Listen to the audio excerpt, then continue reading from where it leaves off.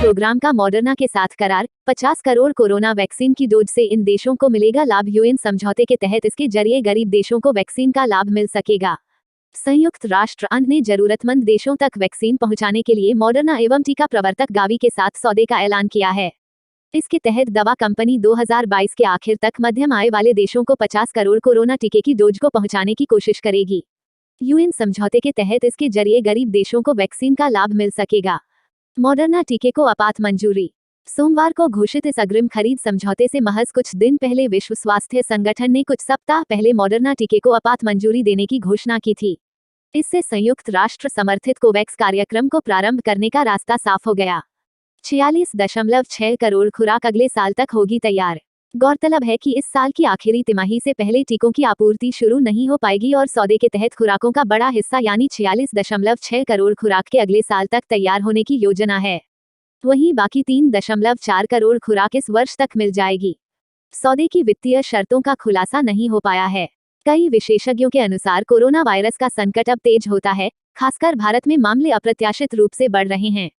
Moderna टीका corona virus की भारत में फैल रहे नए वेरिएंट से निपटने में अब तक सबसे प्रभावी साबित हुआ है।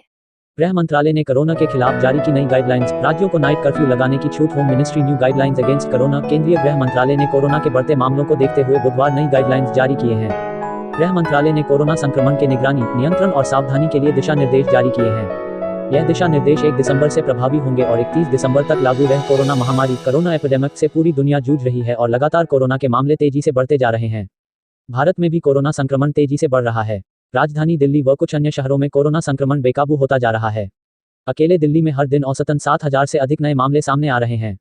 लिहाजा केंद्र व राज्य सरकारों ने मिलकर इस महामारी से निपटने के लिए कई कदम उठाए हैं। अब केंद्रीय गृह मंत्रालय ने कोरोना के बढ़ते मामलों को देखते हुए बुधवार नई guidelines, ministry of home affairs guidelines जारी किए हैं। गृह मंत्रालय ने कोरोना संक्रमण के निगरानी, नियंत्रण और सावधानी के लिए दिशा निर्देश जारी किए हैं।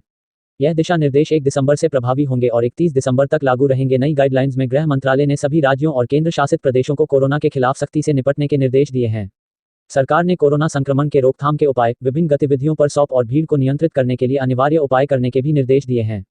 राज्यों को मिली नाइट कर्फ्यू लगाने की छूट। गृह मंत्रालय ने नई गाइडलाइंस में कंटेनमेंट जोन पर खास ध्यान देते हुए ज्यादा सख्ती दिखाई है। सरकार ने इस जोन में सिर्फ आवश्यक गतिविधियों की ही अनुमति दी है। इन क्षेत्रों में पूरे दिसंबर तक सख्ती रहेगी। स्थानीय जिला पुलिस और नगरपालिका अधिकारियों को यह जिम्मेदारी दी गई है कि कड़ाई के साथ नियमों का पालन कराएं। यह भी कहा गया है कि कोरोना के खिलाफ इस लड़ाई में राज्य और केंद्र शासित प्रदेश सरकार से संबंधित अधिकारियों की जवाबदेही सुनिश्चित करेंगे। इसके अलावा गृह मंत्रालय ने राज्यों और केंद्र शासित प्रदेशों को थोड़ी सी सहूलियत देते हुए कहा है कि वे कोरोना की स्थिति को देखते हुए अपने आकलन के आधार पर केवल निश्चित क्षेत्रों में नाइट कर्फ्यू जैसी पाबंदियां लगा सकते हैं। इंटरस्टेट और इंट्रास्टेट मूवमेंट पर पाबंदी नहीं। सरकार ने नई दिशा निर्देश में कहा है कि सर्विलांस टीम घर घर जाकर निगरानी करेगी। मंत्रालय ने 65 वर्ष से अधिक आयु के व्यक्तियों, गर्भवती महिलाओं और 10 वर्ष से कम उम्र के बच्चों को घर में ही रहने की सलाह दी है। इसके अलावा नई गाइडलाइंस में इंटरस्टेट और इंट्रास्टेट मूवमेंट पर कोई पाबंदी नहीं लगाई गई है। गाइडलाइंस के तहत किसी भी तरह के कार्यक्रम, चाहे वे धार्मिक हों, सामाजिक हों, खेल से हों आदि सभी तरह के कार्यक्रमों में 200 से ज्यादा लोग शामिल नहीं हो सकते हैं। हालांकि राज्य सरकार अपने आकलन के आधार पर इस संख्या को 100 या उससे कम भी कर सकते हैं। स्विमिंग पूल्स, सिनेमा हॉल पर पाबंदियां जारी। नई गाइडलाइंस के तहत कई चीजों पर पाबंदियां जारी रहेगी, जिसमें सिनेमा हॉल, स्विमिंग पूल्स आदि शामिल है।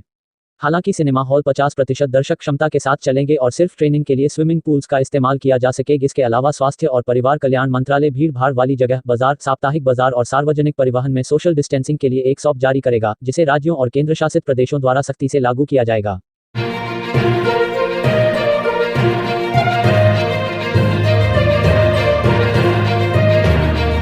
ऑक्सीजन की कमी पर गृह मंत्रालय की सख्ती। राज्यों से कहा गाड़ियों को न रोकें, बाधा पहुंची तो जिम्मेदार राज्यों की ओर से किए गए आग्रह के बाद गृह मंत्रालय ने एक बड़ा फैसला लेते हुए ऑक्सीजन सप्लाई करने का आदेश दिया है। कोरोना महामारी की दूसरी लहर से भारत में हाहाकार मचा है।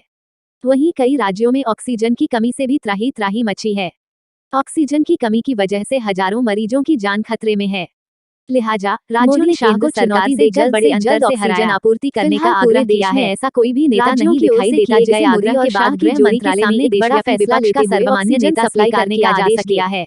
यूपीए में सोनिया गांधी के नेतृत्व में सभी पार्टियां प्राथमिकता के तौर पर 2019 की हार के बाद से सभी पार्टियां अलग थलग हो गईं। ऑक्सीजन सप्लाई में बड़ी मात्रा में धांधली में कांग्रेस की हार ने कांग्रेस को इस स्थिति में नहीं छोड़ा कि दूसरी पार्टियां राहुल गांधी या कांग्रेस की लीडरशिप के लिए आपदा प्रबंधन कानून लागू किया है देकर ममता बनर्जी आदेश में कहा गया है कि जो मोदी आदेश का उल्लंघन चुनौती पाया जाएगा बहुत बड़े अंतर से हराया जेल या जुर्माना या फिर दोनों सजा हो सकती है। विधानसभा चुनाव 2021 पिछले दिनों में हैट्रिक लगाकर साबित कर दिया कि सबसे ज्यादा मांग वाले 12 राज्यों की मैपिंग किसी भी तरह कम नहीं है। इसके बाद गृह मंत्रालय की ममता बनर्जी को बताया गया था प्रधानमंत्री पद दिया गया है।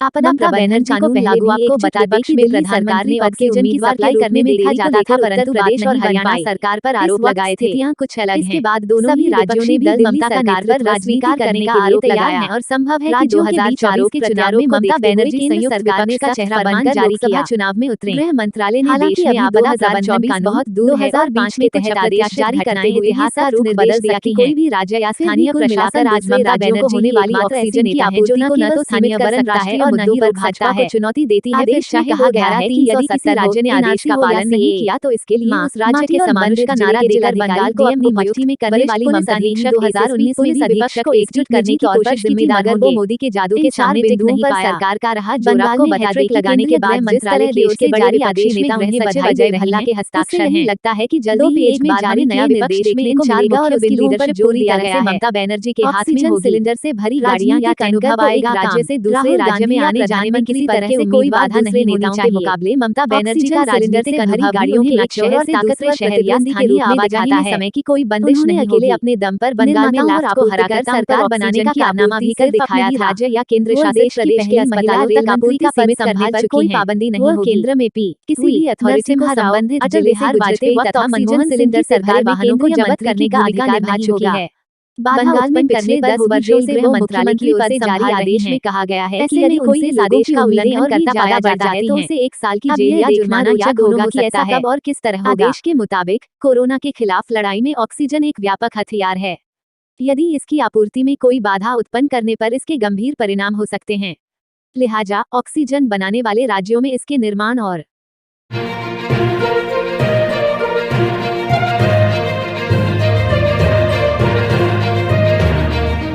क्या होती है मेडिकल ऑक्सीजन, कैसे की जाती है तैयार और किन मरीजों को होती है इसकी जरूरत। ऑक्सीजन प्राकृतिक तौर पर वातावरण में मौजूद रहती है। यह वह हवा होती है जिसे स्वस्थ है फेफड़े वाले लोग आसानी से ले सकते हैं, मगर जैसे ही सांस की किसी बीमारी से प्रभावित मरीज जिसमें कोरोना संक्रमण भी शामिल है के फेफड़े पर असर होता है तो वह वातावरण में मौजूद ऑक्सीजन सीधे तौर पर नहीं ले पाता है। ऐसे में उस मरीज को मेडिकल ऑक्सीजन की जरूरत होती है। देश में कोरोना संक्रमण कोरोना वायरस का प्रकोप तेजी से बढ़ रहा है। वहीं इस बीच देश में ऑक्सीजन की कमी भी हो गई है। इससे इस गंभीर बीमारी से जूझ रहे लोगों के लिए संकट की स्थिति उत्पन्न हो गई है। अब यह मांग की जाने लगी है कि उद्योगों को दी जाने वाली ऑक्सीजन को मेडिकल ऑक्सीजन में बदल दिया जाना चाहिए। हालांकि इस गंभीर संकट की स्थिति में केंद्र सरकार ने तमाम उद्योगों के लिए अभी इसकी आपूर्ति को रोक दिया है, मगर ऑक्सीजन की कमी लगातार बनी हुई है। आइए जानते हैं कि क्या होती है मेडिकल ऑक्सीजन और कैसे यह कोरोना बीमारी से जूझ रहे गंभीर मरीजों की जान बचाती है। अति आवश्यक मेडिकल जरूरत में शामिल। वैसे तो ऑक्सीजन प्राकृतिक तौर पर वातावरण में मौजूद रहती है। यह वह हवा होती है जिसे स्वस्थ है फेफड़े वाले लोग आसानी से ले सकते हैं, मगर जैसे ही सांस की किसी बीमारी से प्रभावित मरीज जिसमें कोरोना संक्रमण भी शामिल है के फेफड़े पर असर होता है तो वह वातावरण में मौजूद ऑक्सीजन सीधे तौर पर नहीं ले पाता है। ऐसे में उस मरीज को मेडिकल ऑक्सीजन की जरूरत होती है। विश्व स्वास्थ्य संगठन यानी WHO ने भी इसे अति आवश्यक मेडिकल जरूरत में शामिल किया है। मेडिकल ऑक्सीजन एक तरह की दवा। दरअसल यहाँ यह जानना भी बहुत जरूरी है कि मेडिकल ऑक्सीजन एक तरह की दवा है और इसे डॉक्टर की सलाह पर ही किसी मरीज को दवा दिया जा सकता है। मेडिकल ऑक्सीजन एक खास तरह के प्लांट में तैयार होती है। इस दौरान वातावरण में मौजूद हवा से विभिन्न गैसों में से केवल ऑक्सीजन को अलग किया जाता है। हवा में ऑक्सीजन की मौजूदगी करीब 21% ही होती है। इसके अलावा दूसरी गैस और धूल भी होती है। इसमें मानव शरीर में काम कर रही व्यवस्था हवा में से सिर्फ ऑक्सीजन ग्रहण करता है। किसी मरीज को देने के लिए एयर सेपरेशन तकनीक से यही ऑक्सीजन शुद्ध स्वरूप में हवा से अलग की जाती है। इसकी शुद्धता 99.5% तक। ऑक्सीजन को अन्य गैसों से अलग करके तरल यानी लिक्विड ऑक्सीजन के रूप में एकत्रित करते हैं। इसकी शुद्धता 99.5% तक होती है। इसे बड़े बड़े टैंकरों में जमा किया जाता है। यहाँ से वे अलग टैंकरों में एक खास तापमान पर देश के विभिन्न हिस्सों में डिस्ट्रीब्यूटरों तक पहुंचाई जाती है। डिस्ट्रीब्यूटर के यहाँ तरल ऑक्सीजन को गैस प्रारूप में बदल दिया जाता है और इसे सिलेंडरों में भरा जाता है। यही ऑक्सीजन सीधे मरीजों के काम आती है। मेडिकल ऑक्सीजन तैयार करने के कुछ और भी तरीके। हालांकि मेडिकल ऑक्सीजन तैयार करने के कुछ और भी तरीके हैं। इसमें वैक्यूम स्विंग एडजोर्प्शन प्रोसेस भी शामिल है। इस प्रोसेस के तहत भी ऑक्सीजन को हवा से छानकर अलग किया जाता है और इसे तरल स्वरूप में एकत्रित किया जाता है। बाद में इसे गैस प्रारूप में तब्दील कर दिया जाता है। इसके अलावा एक प्रोसेस है इलेक्ट्रोलिसिस। इस प्रोसेस के तहत पानी में मौजूद ऑक्सीजन अलग की जाती है। इसके लिए पानी को इलेक्ट्रिक कर्ट के जरिए हाइड्रोजन और ऑक्सीजन में तोड़ दिया जाता है। दोनों गैस जैसे ही अलग होती हैं, उन्हें मशीनों की मदद से सोख लिया जाता है। इस दौरान ऑक्सीजन तो बनती ही है, हाइड्रोजन गैस भी तैयार मिलती है, जिसके कई इस्तेमाल हैं। रोज 7,000 मीट्रिक टन ऑक्सीजन बनती है। विशेषज्ञों की माने तो भारत में हर रोज 7,000 मीट्रिक टन ऑक्सीजन बनती है। यहाँ सबसे बड़ी ऑक्सीजन तैयार करने वाली कंपनी आइनॉक्स है और यह रोज 2,000 टन ऑक्सीजन तैयार कर लेती है, मगर कई वजहों से इसका पूरा उपयोग नहीं हो पा रहा है। सारी प्रक्रियाएं होने के बावजूद भारत में ऑक्सीजन तैयार करने में दिक्कत आ रही है।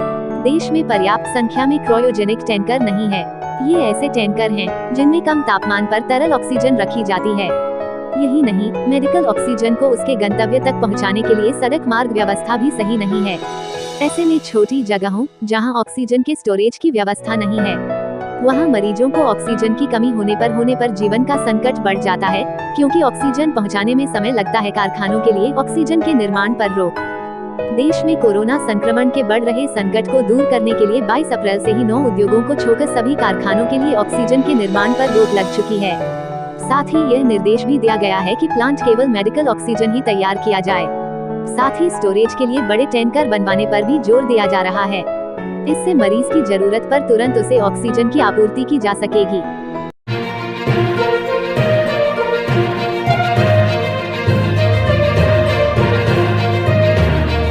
कोरोना के बढ़ते मामलों के बीच राहत की बात। अब हर महीने 90 लाख शीशी रेमडेसिविर का होगा प्रोडक्शन। केंद्र सरकार ने एक बड़ा फैसला लेते हुए रेमडेसिविर का प्रोडक्शन 90 लाख से अधिक बढ़ाने की बात कही है। कोरोना संक्रमण के बढ़ते मामलों के बीच ऑक्सीजन और अन्य दवाओं की किल्लत को लेकर देश भर में हाहाकार मचा है।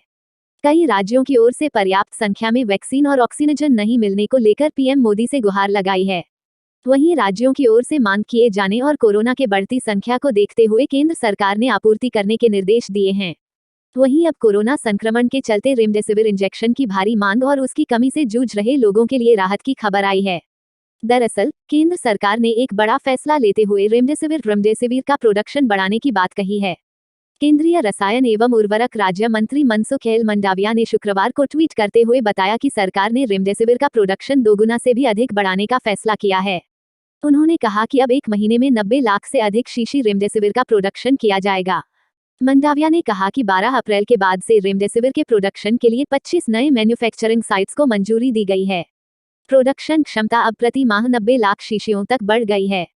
पहले यह 40 लाख शीशी प्रति महीने थी। उन्होंने आगे कहा कि बहुत जल्द ही हर दिन 3 लाख से अधिक शीशी का उत्पादन किया जाएगा। रेमडेसिविर की आपूर्ति करने में हम कोई कसर नहीं छोड़ेंगे। दैनिक आधार पर इसकी निगरानी की जा रही है। देश में पिछले 24 घंटे में रिकॉर्ड 3.32 लाख केस। आपको बता दें कि देश में लगातार कोरोना संक्रमण के मामले रिकॉर्ड स्तर पर सामने आ रहे हैं। शुक्रवार को देश में रिकॉर्ड 3,32,730 नए मामले सामने आए हैं, जो कि एक दिन में दर्ज सबसे बड़ी संख्या है। इसके साथ ही संक्रमितों की कुल संख्या बढ़कर 1,62,63,695 हो गई है। केंद्रीय स्वास्थ्य मंत्रालय के आंकड़ों के मुताबिक 24 लाख से अधिक लोग अब भी संक्रमण की चपेट में हैं, जबकि बीते 24 घंटों में 2,263 लोगों की मौत के साथ देश में मृतकों की कुल संख्या बढ़कर 1,86,920 पर पहुंच गई है। कोरोना महामारी से सबसे अधिक महाराष्ट्र राज्य प्रभावित है। महाराष्ट्र में पिछले 24 घंटों में सबसे अधिक 67,013 दर्ज किए गए हैं। वहीं देश में दर्ज कुल मामलों में 75.01% सिर्फ 11 राज्यों से ही सामने आए हैं। इनमें महाराष्ट्र, उत्तर प्रदेश, दिल्ली, कर्नाटक, केरल, छत्तीसगढ़, मध्य प्रदेश, तमिलनाडु, गुजरात और राजस्थान शामिल है।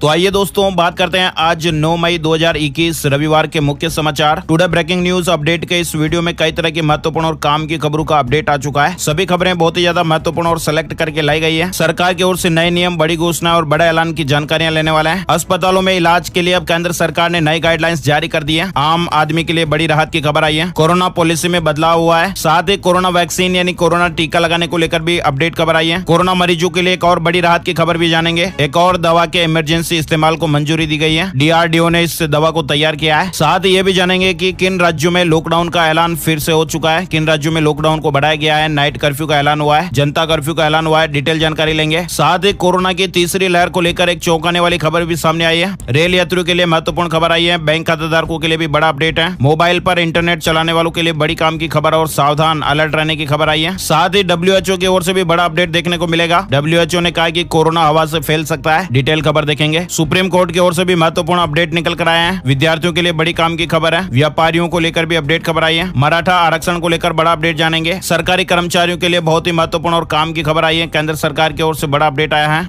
RBI की ओर से बड़ी काम की खबर निकल कर आ रही है। शादियों को लेकर बड़ा अपडेट देखेंगे। PM किसान सम्मान निधि योजना की किस्त को लेकर अपडेट खबर आई है, कब पैसे मिलेंगे। साथ ही एक और राज्य है जहां पर किसान भाइयों के लिए बड़ी खुश खबर आ चुकी है। कर्मचारियों के लिए बड़ी काम की खबर, खुश खबर है। कर्मचारियों के लिए राहत की खबर है। 2 महीने की सैलरी एडवांस में मिलेगी। अब ये सैलरी किन को एडवांस में मिलेगी, किन कर्मचारियों को लेकर अपडेट है, पूरी जानकारी देखेंगे। और हाँ दोस्तों, इन खबरों के अलावा भी अलग अलग राज्यों से आ रही बहुत ही ज्यादा महत्वपूर्ण और सिलेक्टेड काम की खबरों का ये वीडियो है। पूरा वीडियो आप ध्यान से आखिर तक देखते रहिएगा। खबरों की शुरुआत करते हैं उससे पहले एक प्यार भरा सा निवेदन है, इस वीडियो पर आप लाइक का बटन जरूर दबाइए दोस्तों, और ज्यादा से ज्यादा इस वीडियो को आप फेसबुक और व्हाट्सएप पर भी जरूर शेयर करते रहिएगा। तो आइए दोस्तों, बिना टाइम विलंब के चलते हैं आज की पहली बड़ी खबर की ओर। पहली बड़ी खबर राहत की खबर आई है, आप देख पा रहे हैं। अस्पताल में भर्ती करने के लिए मरीज का कोरोना टेस्ट रिपोर्ट अब जरूरी नहीं है। स्वास्थ्य मंत्रालय ने नई एडवाइजरी जारी की है। किसी भी अस्पताल में भर्ती करने के लिए मरीज को अब कोरोना टेस्ट रिपोर्ट दिखाने की जरूरत नहीं है। केंद्रीय स्वास्थ्य मंत्रालय ने नई एडवाइजरी जारी की है और उसमें यह कहा गया है कि जिन मरीजों को अस्पताल में भर्ती करने की जरूरत है उन्हें तत्काल भर्ती करके इलाज शुरू किया जाए। उनमें किसी भी प्रकार की जांच रिपोर्ट मांगने की जरूरत नहीं है। जिनमें कोरोना के लक्षण हो और उनके पास कोविड पॉजिटिव रिपोर्ट नहीं हो तो उन्हें संदिग्ध वार्ड में भर्ती किया जाए। मंत्रालय ने कहा कि किसी भी सूरत में किसी भी मरीज को अस्पताल में भर्ती करने से इंकार नहीं किया जा सकता। सबसे पहले मरीज को भर्ती करना है, उसके बाद संदिग्ध मरीजों का RT-PCR टेस्ट कराना है। टेस्ट रिपोर्ट आने तक उनका इलाज कोविड संदिग्ध वार्ड में रखकर करना है। कोई भी मरीज किसी भी शहर के अस्पताल में भर्ती होकर इलाज करा सकता है। मंत्रालय की ओर से यह स्पष्ट किया गया है कि किसी भी मरीज से स्थानीय प्रशासन स्थानीय प्रमाण पत्र जैसे कोई भी प्रमाण नहीं मांगेंगे। किसी भी जगह राज्य के मरीज को कहीं भी इलाज कराने का अधिकार है और संदिग्ध मरीजों को कोविड सुविधाएं उन मरीजों की तरह ही दी जाए जो कोविड पॉजिटिव मरीजों को दी जा रही है। ऑक्सीजन की जरूरत पर उन्हें भी प्राथमिकता के आधार पर ऑक्सीजन देना है। तो यह आम आदमी के लिए राहत की खबर का ऐलान हुआ है। चलिए आगे बढ़ते हैं दोस्तों। बड़ी खबर आप देख पा रहे हैं, पहचान पत्र नहीं होने पर भी आपको कोरोना का टीका लगेगा। स्वास्थ्य मंत्रालय ने इसको लेकर भी अपडेट जानकारी दी है। स्वास्थ्य मंत्रालय ने किसी तरह का पहचान पत्र नहीं रखने वाले लोगों के टीकाकरण को लेकर भी दिशा निर्देश जारी किए हैं। ऐसे लोगों को कोविन ऐप में पंजीकृत किया जाएगा और उनके टीकाकरण के लिए विशेष सत्र आयोजित किए जाएंगे और इन लोगों की पहचान की जिम्मेदारी जिला प्रशासन की होगी। मंत्रालय ने ऐसे लोगों के टीकाकरण कराने के लिए गाइडलाइन जारी की है। आगे बढ़ते दोस्तों, अगली बड़ी खबर, कोरोना मरीजों को बड़ी राहत मिली है। DCGI ने 2DG दवा के इमरजेंसी इस्तेमाल को मंजूरी दी है। DRDO ने इस तरह की दवा को तैयार किया है। वायरस संक्रमण के बढ़ते मामलों के बीच drug controller general of India यानी DCGI ने 2-deoxy D-ग्लूकोज यानी 2DG दवा के इमरजेंसी इस्तेमाल को मंजूरी दे दी है और इस दवा का इस्तेमाल एक सहायक थेरेपी के तौर पर किया जाएगा, यानी मध्यम से हल्के कोविड-19 मामलों के इलाज के लिए इस दवा का इस्तेमाल किया जाएगा। क्लिनिकल नतीजों से ये पता चला कि इस दवा के मॉलिक्यूल अस्पताल में भर्ती मरीजों को तेजी से ठीक होने में मदद करते हैं। इसके अलावा मरीजों को सिलेंडर के जरिए दी जाने वाली ऑक्सीजन पर निर्भरता को भी कम करते हैं। आगे बढ़ते हैं दोस्तों, अगली बड़ी खबर देख पा रहे हैं, सुप्रीम कोर्ट ने टास्क फोर्स गठित की है। ऑक्सीजन की उपलब्धता व भविष्य की चुनौतियों पर काम होगा। सुप्रीम कोर्ट द्वारा देश भर में वैज्ञानिक, तर्कसंगत और न्याय संगत आधार पर चिकित्सा ऑक्सीजन की उपलब्धता और वितरण को लेकर 12 सदस्यीय नेशन टास्क फोर्स का गठन किया है और ये टास्क फोर्स देश में ऑक्सीजन के आवंटन सहित जरूरी दवाइयों की उपलब्धता और कोविड से निपटने की भविष्य की तैयारियों पर भी सुझाव देगा। वही दोस्तों, अगली बड़ी खबर है, बेहद ही चौंकाने वाला अपडेट आप देख सकते हैं। कोरोना की तीसरी लहर बेहद ही खतरनाक हो सकती है और इलाज के लिए भी समय कम पड़ सकता है। ये एक बड़ी चुनौती बन सकती है। इस तरह की खबरें लगातार देखने को मिल रही है क्योंकि इस वायरस महामारी की तीसरी लहर भी दरवाजे पर आकर खड़ी हो गई है। लोग दूसरी लहर की पीक आने का इंतजार करते रह गए और वायरस की तीसरी लहर का संकट भी देश के सामने खड़ा हो गया है। केंद्रीय स्वास्थ्य मंत्रालय ने जानकारी दी है कि जिस तरह से देश में संक्रमण फैल रहा है उससे ये स्पष्ट होता है कि इस वायरस की तीसरी लहर भी आ सकती है और ये लहर कब आएगी और कितने समय के लिए आएगी इसके बारे में भी पूर्वानुमान नहीं लगाया जा सकता, लेकिन हम सबको तीसरी लहर के लिए तैयार हो जाना चाहिए। कोरोना वायरस की तीसरी लहर क्यों आ सकती है, इसके कुछ कारण भी बताए जा रहे हैं। सबसे पहले आपको उन्हीं के बारे में जरूर जान लेना चाहिए। इस समय भारत में वायरस के कई वेरिएंट एक्टिव है और ये वेरिएंट अलग अलग राज्यों और क्षेत्रों में संक्रमण फैला रहे हैं। इनमें से सबसे ज्यादा खतरनाक है डबल म्यूटेंट वायरस, जिसे वैज्ञानिकों ने B.1.617 नाम दिया है और ये वेरिएंट भारत में ही बना है। अब तक देश में कोरोना का यूके वेरिएंट, ब्राजील वेरिएंट, दक्षिण अफ्रीका वेरिएंट और अमेरिका का भी एक वेरिएंट मिल चुका है। इसके कई और वेरिएंट की पहचान अलग अलग राज्यों में हुई है और इनमें से जो वेरिएंट सबसे ज्यादा चर्चा में है उसे लोग आंध्र प्रदेश वेरिएंट कह रहे हैं। हालांकि ये वेरिएंट अभी कुछ ही इलाकों में सीमित है। डॉक्टर्स द्वारा भी स्टडी में ये कहा गया है कि ये वेरिएंट अभी वायरस के नए स्ट्रेन बना रहे हैं, जिससे वायरस कई रूप लेकर लोगों पर हमला कर सकता है और इतने सारे वेरिएंट की वजह से ही देश में कोरोना की तीसरी लहर आ सकती है। अब सबसे जरूरी बात दोस्तों, आप ये देख सकते हैं कि जब कोरोना की पहली लहर आई थी तो वायरस 10 दिनों में फेफड़ों को खत्म कर देता था, लंग्स को खत्म कर देता था। दूसरी लहर में ये समय अवधि घटकर 5 से 7 दिन की हो गई है और ऐसा कहा जा रहा है कि तीसरी लहर में तो ये 2 से 3 दिन भी हो सकती है। यानी कि तीसरी लहर में वायरस 2 से 3 दिन में ही मरीज को गंभीर हालत में पहुंचा सकता है और डॉक्टरों को मरीज का इलाज करने तक का समय भी नहीं देगा। ये इस तरह का खतरनाक वायरस हो सकता है तीसरी लहर में। इस तरह की ये खबरें चल रही है। भगवान ना करे तीसरी लहर आए, लेकिन फिर भी हम सबको अलर्ट और सावधान जरूर रहना है। सरकार की ओर से जो दिशा निर्देश, गाइडलाइंस और कोरोना प्रोटोकॉल्स बनाए गए हैं उन सभी का हमें पालन करना है। चलिए आगे बढ़ते हैं। अगली बड़ी खबर, कोरोना के खिलाफ रेलवे ने भी जंग तेज कर दी है। 7 राज्यों के 17 स्टेशनों पर कोच तैयार किया है। रेलवे ने शनिवार को कहा है कि कोविड-19 के सामान्य मरीजों के उपचार के वास्ते उसके पृथकवास डिब्बों को देश के 7 राज्यों के 17 स्टेशनों पर तैनात किया गया है। रेलवे ने कहा कि फिलहाल विभिन्न राज्यों को 298 डिब्बे सौंपे गए हैं और उनमें 4700 से अधिक बिस्तर है। बड़ी खबर देख पा रहे हैं, सावधान हो जाइएगा। इंटरनेट पर मौजूद फेक ऑक्सीमीटर ऐप से आपको सतर्क रहना चाहिए। सेहत के साथ साथ आपके पैसों की भी चपत लग सकती है। गुजरात पुलिस के अलावा हरियाणा साइबर क्राइम और डीजीपी कर्नाटक ने भी लोगों को फेक ऑक्सीमीटर ऐप और उनके दावों को लेकर चेतावनी जारी की है। देश कोरोना के कहर से परेशान है। एक तरफ लोग बेड और ऑक्सीजन को लेकर परेशान है तो साइबर क्राइम करने वाले जो लोग हैं वो मदद लेने और मदद देने के नाम पर लोगों को चूना लगा रहे हैं। ऑक्सीमीटर कोरोना रोगियों के लिए एक संजीवनी की तरह है। एक तरफ जहां ऑक्सीमीटर जैसी फिजिकल डिवाइस से लोग ऑक्सीजन का स्तर माप रहे हैं तो दूसरी तरफ ऑक्सीमीटर ऐप भी प्रचलन में है और इन्हीं ऑक्सीमीटर ऐप के द्वारा साइबर क्रिमिनल लोगों को ठग रहे हैं। और ये नहीं दोस्तों, इन ऐप से रीडिंग भी सही नहीं आ रही है, जिससे लोग पैनिक हो जा रहे हैं। गुजरात पुलिस ने भी इस तरह की एडवाइजरी जारी की है, सावधान रहने का अलर्ट किया है। तो ऐसे फेक एप्लीकेशनों से, फेक लोगों से आपको भी बचना चाहिए। जो ऑक्सीमीटर नापने का जो ये डिवाइस है, इस तरह के डिवाइस से आपको रीडिंग लेनी चाहिए। ये ऑक्सीमीटर ऐप के चक्कर में आपको नहीं रहना चाहिए, वरना आपको नुकसान उठाना पड़ सकता है। स्वास्थ्य का नुकसान तो उठाएंगे ही, साथ ही आपको आर्थिक नुकसान भी हो सकता है। चलिए बड़ी खबर देखते हैं। तेजी से फैलती महामारी की वजह, आखिर WHO ने भी माना है कि कोरोना हवा से फैल सकता है। अपडेट गाइडलाइन में लिखा है कि एरोसोल के जरिए दूर तक जा सकते हैं वायरस। WHO का एक ताजा जवाब आया है, वायरस खराब वेंटिलेशन या भीड़ वाली बंद जगहों में भी फैल सकता है, जहां लोग लंबे समय तक रहते हैं, क्योंकि एरोसोल हवा में 1 मीटर से भी ज्यादा दूर तक जा सकता है। कोरोना को महामारी घोषित करने के लगभग 1 साल बाद WHO ने आखिर ये मान लिया कि कोरोना का वायरस हवा से भी फैल सकता है। यहाँ पर पैनिक होने की आवश्यकता नहीं है। WHO के अनुसार वायरस खराब वेंटिलेशन या भीड़ वाली बंद जगहों में भी फैल सकता है, जहाँ लोग लंबे समय तक रहते हैं। दरअसल अभी हाल ही में वैज्ञानिकों के 2 दावे सामने आए थे और इसी वजह से WHO की सोच भी आखिर बदल गई है और अब ये मान लिया है कि कोरोना हवा से भी फैल सकता है। WHO ने गाइडलाइन को अपडेट किया है। इस तरह की खबरें चल रही है। चलिए आगे बढ़ते हैं। बड़ी खबर, कोविड राहत कार्य में IAF के 42 विमान तैनात है। 75 ऑक्सीजन कंटेनर की ढुलाई हो चुकी है। वायुसेना संकट मोचक की भूमिका निभा रही है। शनिवार को भारतीय वायुसेना के अधिकारियों ने इस तरह की जानकारी दी है। वही दोस्तों बड़ा अपडेट आ रहा है। केंद्रीय स्वास्थ्य मंत्री डॉक्टर हर्षवर्धन जी ने शनिवार को कहा कि देश भर में कोविड-19 के 1,70,841 मरीज वेंटिलेटर पर है, जबकि 9,02,291 मरीज ऑक्सीजन सहायता पर है। शनिवार को इस तरह की जानकारी दी गई। बड़ी खबर है, जेल में बंद कैदियों के लिए गुड न्यूज लाया कोरोना। सुप्रीम कोर्ट ने दिया ये बड़ा आदेश, आप देख पा रहे हैं। देश में कोविड-19 के मामलों में अभूतपूर्व वृद्धि पर संज्ञान लेते हुए उच्चतम न्यायालय ने शनिवार को जेलों में भीड़ कम करने का निर्देश देते हुए कहा है, जिन कैदियों को पिछले साल महामारी के मद्देनजर जमानत या पैरोल दी गई थी, उन सभी को फिर से वह सुविधा दी जाए। बड़ी खबर है, पीएम मोदी ने महाराष्ट्र, मध्य प्रदेश समेत 4 राज्यों के मुख्यमंत्रियों को फोन किया, कोविड स्थिति की जानकारी ली है। पीएम मोदी पिछले कुछ दिनों से हर दिन राज्यों के मुख्यमंत्रियों से बात कर रहे हैं और वहां की कोविड स्थिति का जायजा ले रहे हैं। वहीं बड़ी खबर आप देख पा रहे हैं, सुप्रीम कोर्ट में दायर याचिका में 2 बच्चे पैदा करने का नियम बनाए जाने की मांग। स्वास्थ्य मंत्रालय बनेगा प्रतिपक्ष। देश की बढ़ती आबादी पर नियंत्रण के लिए दायर जनहित याचिका में स्वास्थ्य एवं परिवार कल्याण मंत्रालय को प्रतिपक्ष बनाने की सुप्रीम कोर्ट ने अनुमति दे दी है। याचिका में नागरिकों के लिए अधिकतम 2 बच्चे पैदा करने का नियम बनाए जाने की मांग की गई है। जस्टिस संजीव खन्ना की पीठ ने इस बाबत शुक्रवार को निर्देश जारी किया है। दरअसल एक जनहित याचिका दायर की गई थी, जिसमें गृह मंत्रालय की जगह स्वास्थ्य एवं परिवार कल्याण मंत्रालय को प्रतिपक्ष बनाए जाने की मांग की गई थी। याचिका पर सुनवाई की अगली तारीख 5 जुलाई तय की गई है। वही दोस्तों अगली बड़ी खबर देख पा रहे हैं, राजस्थान और तमिलनाडु में सोमवार से 15 दिनों के लिए संपूर्ण लॉकडाउन लागू रहेगा। कोरोना संक्रमण की चेन तोड़ने के लिए और भी कई राज्यों ने संपूर्ण लॉकडाउन और सख्त लॉकडाउन जैसी पाबंदियां लगाने के कदम उठाए हैं। तमिलनाडु और राजस्थान ने 10 मई यानी सोमवार से संपूर्ण लॉकडाउन का ऐलान कर दिया है, जो 24 मई तक लागू रहेगा। कर्नाटक में शुक्रवार शाम से और केरल में शनिवार सुबह से ही लॉकडाउन प्रभावी हो गया है। आगे बढ़ते हैं, बड़ी खबर, हिमाचल प्रदेश में कोरोना कर्फ्यू 10 मई से नए प्रतिबंध लागू हो जाएंगे। नहीं चलेगी बसें, जरूरी वस्तुओं की दुकानें 3 घंटे ही खुलेगी। हिमाचल में 10 मई सोमवार सुबह 6 बजे से कोरोना कर्फ्यू की बंदिशें और सख्त होने वाली है। नेक्स्ट बड़ी खबर आई है, उत्तराखंड के सभी स्कूलों में 30 जून तक ग्रीष्मावकाश घोषित कर दिया गया है। शिक्षा सचिव ने आदेश जारी कर दिया है। उत्तराखंड में सभी सरकारी, निजी और सहायता प्राप्त अशासकीय स्कूलों में 30 जून तक ग्रीष्मावकाश घोषित कर दिया गया है। ग्रीष्मावकाश जो है वो डे व बोर्डिंग सभी स्कूलों पर लागू होगा। शनिवार को इस तरह के आदेश जारी हो गए हैं। आगे बढ़ते हैं, बड़ी खबर ज्वेलर्स के लिए आई है। अनिवार्य हॉलमार्किंग नहीं होने पर फिलहाल जुर्माना और सजा नहीं। 5 लाख से अधिक ज्वेलर्स को बड़ी राहत मिली है। बॉम्बे हाईकोर्ट की नागपुर बेंच ने एसाइंग और हॉलमार्किंग सेंटर्स के मामले में पर्याप्त इंफ्रास्ट्रक्चर की कमी के चलते हॉलमार्किंग प्रावधानों का अनुपालन नहीं कर पा रहे ज्वेलर्स पर कड़ा एक्शन लेने या जुर्माना लगाने से BIS को रोक दिया है और ये रोक अगली सुनवाई तक के लिए है, जो कि 14 जून 2021 को होने वाली है। आगे बढ़ते हैं दोस्तों, अगली बड़ी खबर, मराठा आरक्षण को लेकर अपडेट निकल कर आ रहा है। सुप्रीम कोर्ट के फैसले के बाद अब महाराष्ट्र सरकार इसके खिलाफ पुनर्विचार याचिका डालने का मन बना रही है। इसे लेकर महाराष्ट्र कैबिनेट सब कमेटी की बैठक भी हुई है और बैठक के बाद मंत्री अशोक चौहान ने कहा है कि मराठा आरक्षण को लेकर दिए गए सुप्रीम कोर्ट के ऑर्डर के खिलाफ एक रिव्यू पिटीशन दाखिल की जा सकती है। इसे लेकर महाराष्ट्र कैबिनेट की बैठक में विचार किया गया है। बैठक में यह भी तय हुआ है कि मराठा आरक्षण को लेकर दिए गए सुप्रीम कोर्ट के फैसले का विश्लेषण करने के लिए एक कमेटी बनाई जाएगी, जो 15 दिन के अंदर अपनी रिपोर्ट पेश करेगी। चलिए आगे बढ़ते हैं, बड़ी खबर देखते हैं। LTC पैकेज, लाखों कर्मचारियों को अब नहीं होगा आर्थिक नुकसान, केंद्र ने लिया यह बड़ा फैसला।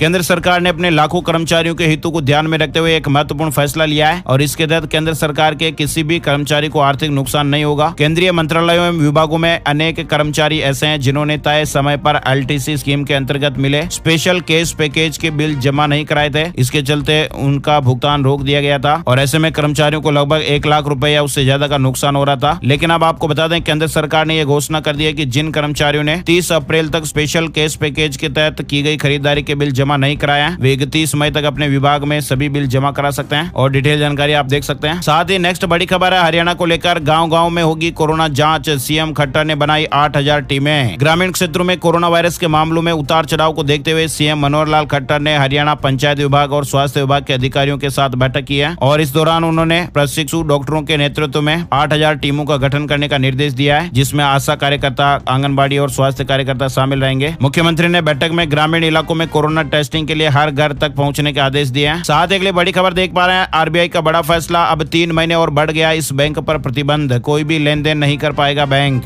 भारतीय रिजर्व बैंक ने कर्नाटक स्थित मिलत कोऑपरेटिव बैंक पर लगे प्रतिबंधों को 8 अगस्त 2021 तक यानी कि 3 महीने के लिए बढ़ा दिया है। मई 2019 से ही प्रतिबंध लगा हुआ है। केंद्रीय बैंक ने इस बैंक में प्रत्येक बचत व चालू खाते के साथ ही किसी भी अन्य जमा खाते से 1000 रुपए की निकासी सीमा भी लगाई हुई है। आगे बढ़ते हैं, बड़ी खबर आई है, केंद्रीय मंत्री नरेंद्र सिंह तोमर और अरुण सिंह को असम के लिए बनाया गया ऑब्जर्वर और इनकी अगुवाई में ही नवनिर्वाचित MLA रविवार को गुवाहाटी में विधायक दल का नेता चुनेंगे। बड़ी खबर आ रही है झारखंड को लेकर, आप देख पा रहे हैं, शादी के लिए आदेश लेना जरूरी होगा, सरकार ने बड़ा फैसला लिया है। शादी, तिलक या छेका जैसे कार्यक्रम करने हो तो इसके लिए प्रशासन के पास घोषणा पत्र देना होगा। झारखंड को लेकर ये अपडेट खबर आप देख पा रहे हैं। बड़ी खबर है, खुश खबर, 14 मई से मिलेगी PM किसान की 8वीं किस्त, सरकार से मिली पहली किस्त की मंजूरी। किसान भाइयों के लिए खबर है, 8वीं किस्त का इंतजार कर रहे किसानों को जल्द ये पैसा मिलने वाला है। इसके अलावा दोस्तों, पश्चिम बंगाल राज्य में आखिरकार प्रधानमंत्री किसान सम्मान निधि योजना की पहली किस्त किसानों को मिलने जा रही है और इस राज्य के लाभार्थियों को 2000 रुपए की पहली किस्त 14 मई से मिलनी शुरू हो जाएगी। बड़ी खबर, PM मोदी ने कहा कोरोना को हराने और वैश्विक बेहतरी के लिए भारत यूरोपीय संघ के बीच मजबूत संबंध जरूरी है। PM मोदी ने शनिवार को वीडियो कॉन्फ्रेंसिंग के जरिए सभी 27 यूरोपीय संघ के सदस्यों, राष्ट्राध्यक्षों या शासनाध्यक्षों के साथ बैठक की है। यह बैठक कोरोना महामारी से जुड़ी स्वास्थ्य सेवाओं के सहयोग पर विचार करने के लिए आयोजित की गई थी। बड़ी खबर देख पा रहे हैं, हेमंत सोरेन ने अमृत वाहिनी ऐप लॉन्च किया है। ऑक्सीजन, ICU बेड की जानकारी समेत कई तरह की और सुविधाएं आपको इस ऐप पर मिलेगी। झारखंड राज्य में कोरोना संक्रमण पर काबू पाने का प्रयास लगातार हो रहा है और अब अमृत वाहिनी के जरिए कारगर व्यवस्था की ओर एक कदम बढ़ाया गया है। इसके तहत वेब पोर्टल, मोबाइल ऐप और चैटबॉट के माध्यम से राज्य के अस्पतालों में ऑक्सीजन बेड और वेंटिलेटर युक्त ICU की उपलब्धता की जानकारी पाने के साथ ही उसकी ऑनलाइन बुकिंग भी की जा सकेगी। नेक्स्ट बड़ी खबर, महाराष्ट्र से आने वाले यात्रियों के लिए चलेगी स्पेशल ट्रेन, बिना रिजर्वेशन नहीं कर सकेंगे सफर। लोकमान्य तिलक टर्मिनस और गोरखपुर के बीच दोनों दिशाओं में चलने वाली समर स्पेशल ट्रेन 11 मई से लोकमान्य तिलक टर्मिनस से रवाना होगी। वहीं दूसरी दिशा में गोरखपुर से 13 मई को रवाना की जाएगी। इस ट्रेन में सभी कोच आरक्षित श्रेणी के होंगे और यात्रियों को कोविड-19 मानकों का सख्ती से पालन करना जरूरी होगा। साथ ही और अपडेट आप देख पा रहे हैं, रेल यात्रियों के लिए अच्छी खबर है, इन 5 जोड़ी ट्रेनों को मिला सेवा विस्तार। 5 जोड़ी ट्रेनों को आगे भी संचालित करने का फैसला हुआ है। कौन कौन सी ट्रेनों का सेवा विस्तार किया गया है, इसकी डिटेल आप यहाँ पर देख पा रहे हैं। इसके अलावा कुछ ट्रेनें रद्द रहेगी, इसको लेकर भी डिटेल आपको यहाँ पर बताई गई है। बड़ी खबर, यूपी में अब सरकारी कर्मचारी भी खरीद सकेंगे ऑक्सीजन कंसंट्रेटर, योगी सरकार ने आदेश जारी किया है। योगी सरकार ने शनिवार को राज्य कर्मचारियों को बड़ा तोहफा दिया। निर्देश दिए गए हैं कि राज्य सरकार के अधिकारी और कर्मचारी शासन की ओर से अनुमन्य चिकित्सा प्रतिपूर्ति के नियमों के तहत ऑक्सीजन कंसंट्रेटर की खरीद कर सकते हैं। बड़ी खबर, छात्रों को मानसिक रूप से स्वस्थ रखने के लिए सीबीएसई की पहल, सीबीएसई दोस्त फॉर लाइफ ऐप की जल्दी शुरुआत होने वाली है। सीबीएसई ने इस साल वार्षिक परामर्श कार्यक्रम की शुरुआत एक नई सुविधा के साथ की है। 10 मई 2021 से छात्रों और अभिभावकों के लिए एक ऐप जिसका नाम सीबीएसई दोस्त फॉर लाइफ है, इसकी शुरुआत होने जा रही है। सीबीएसई ने महामारी के दौरान 9वीं से 12वीं कक्षा के छात्रों के मनोवैज्ञानिक कल्याण के लिए ये नया ऐप लॉन्च किया है। आगे बढ़ते दोस्तों, बड़ी खबर, छत्तीसगढ़ में 10 मई से ऑनलाइन मिलेगी शराब, ऐप से बुकिंग पर घर पहुंचेगी शराब।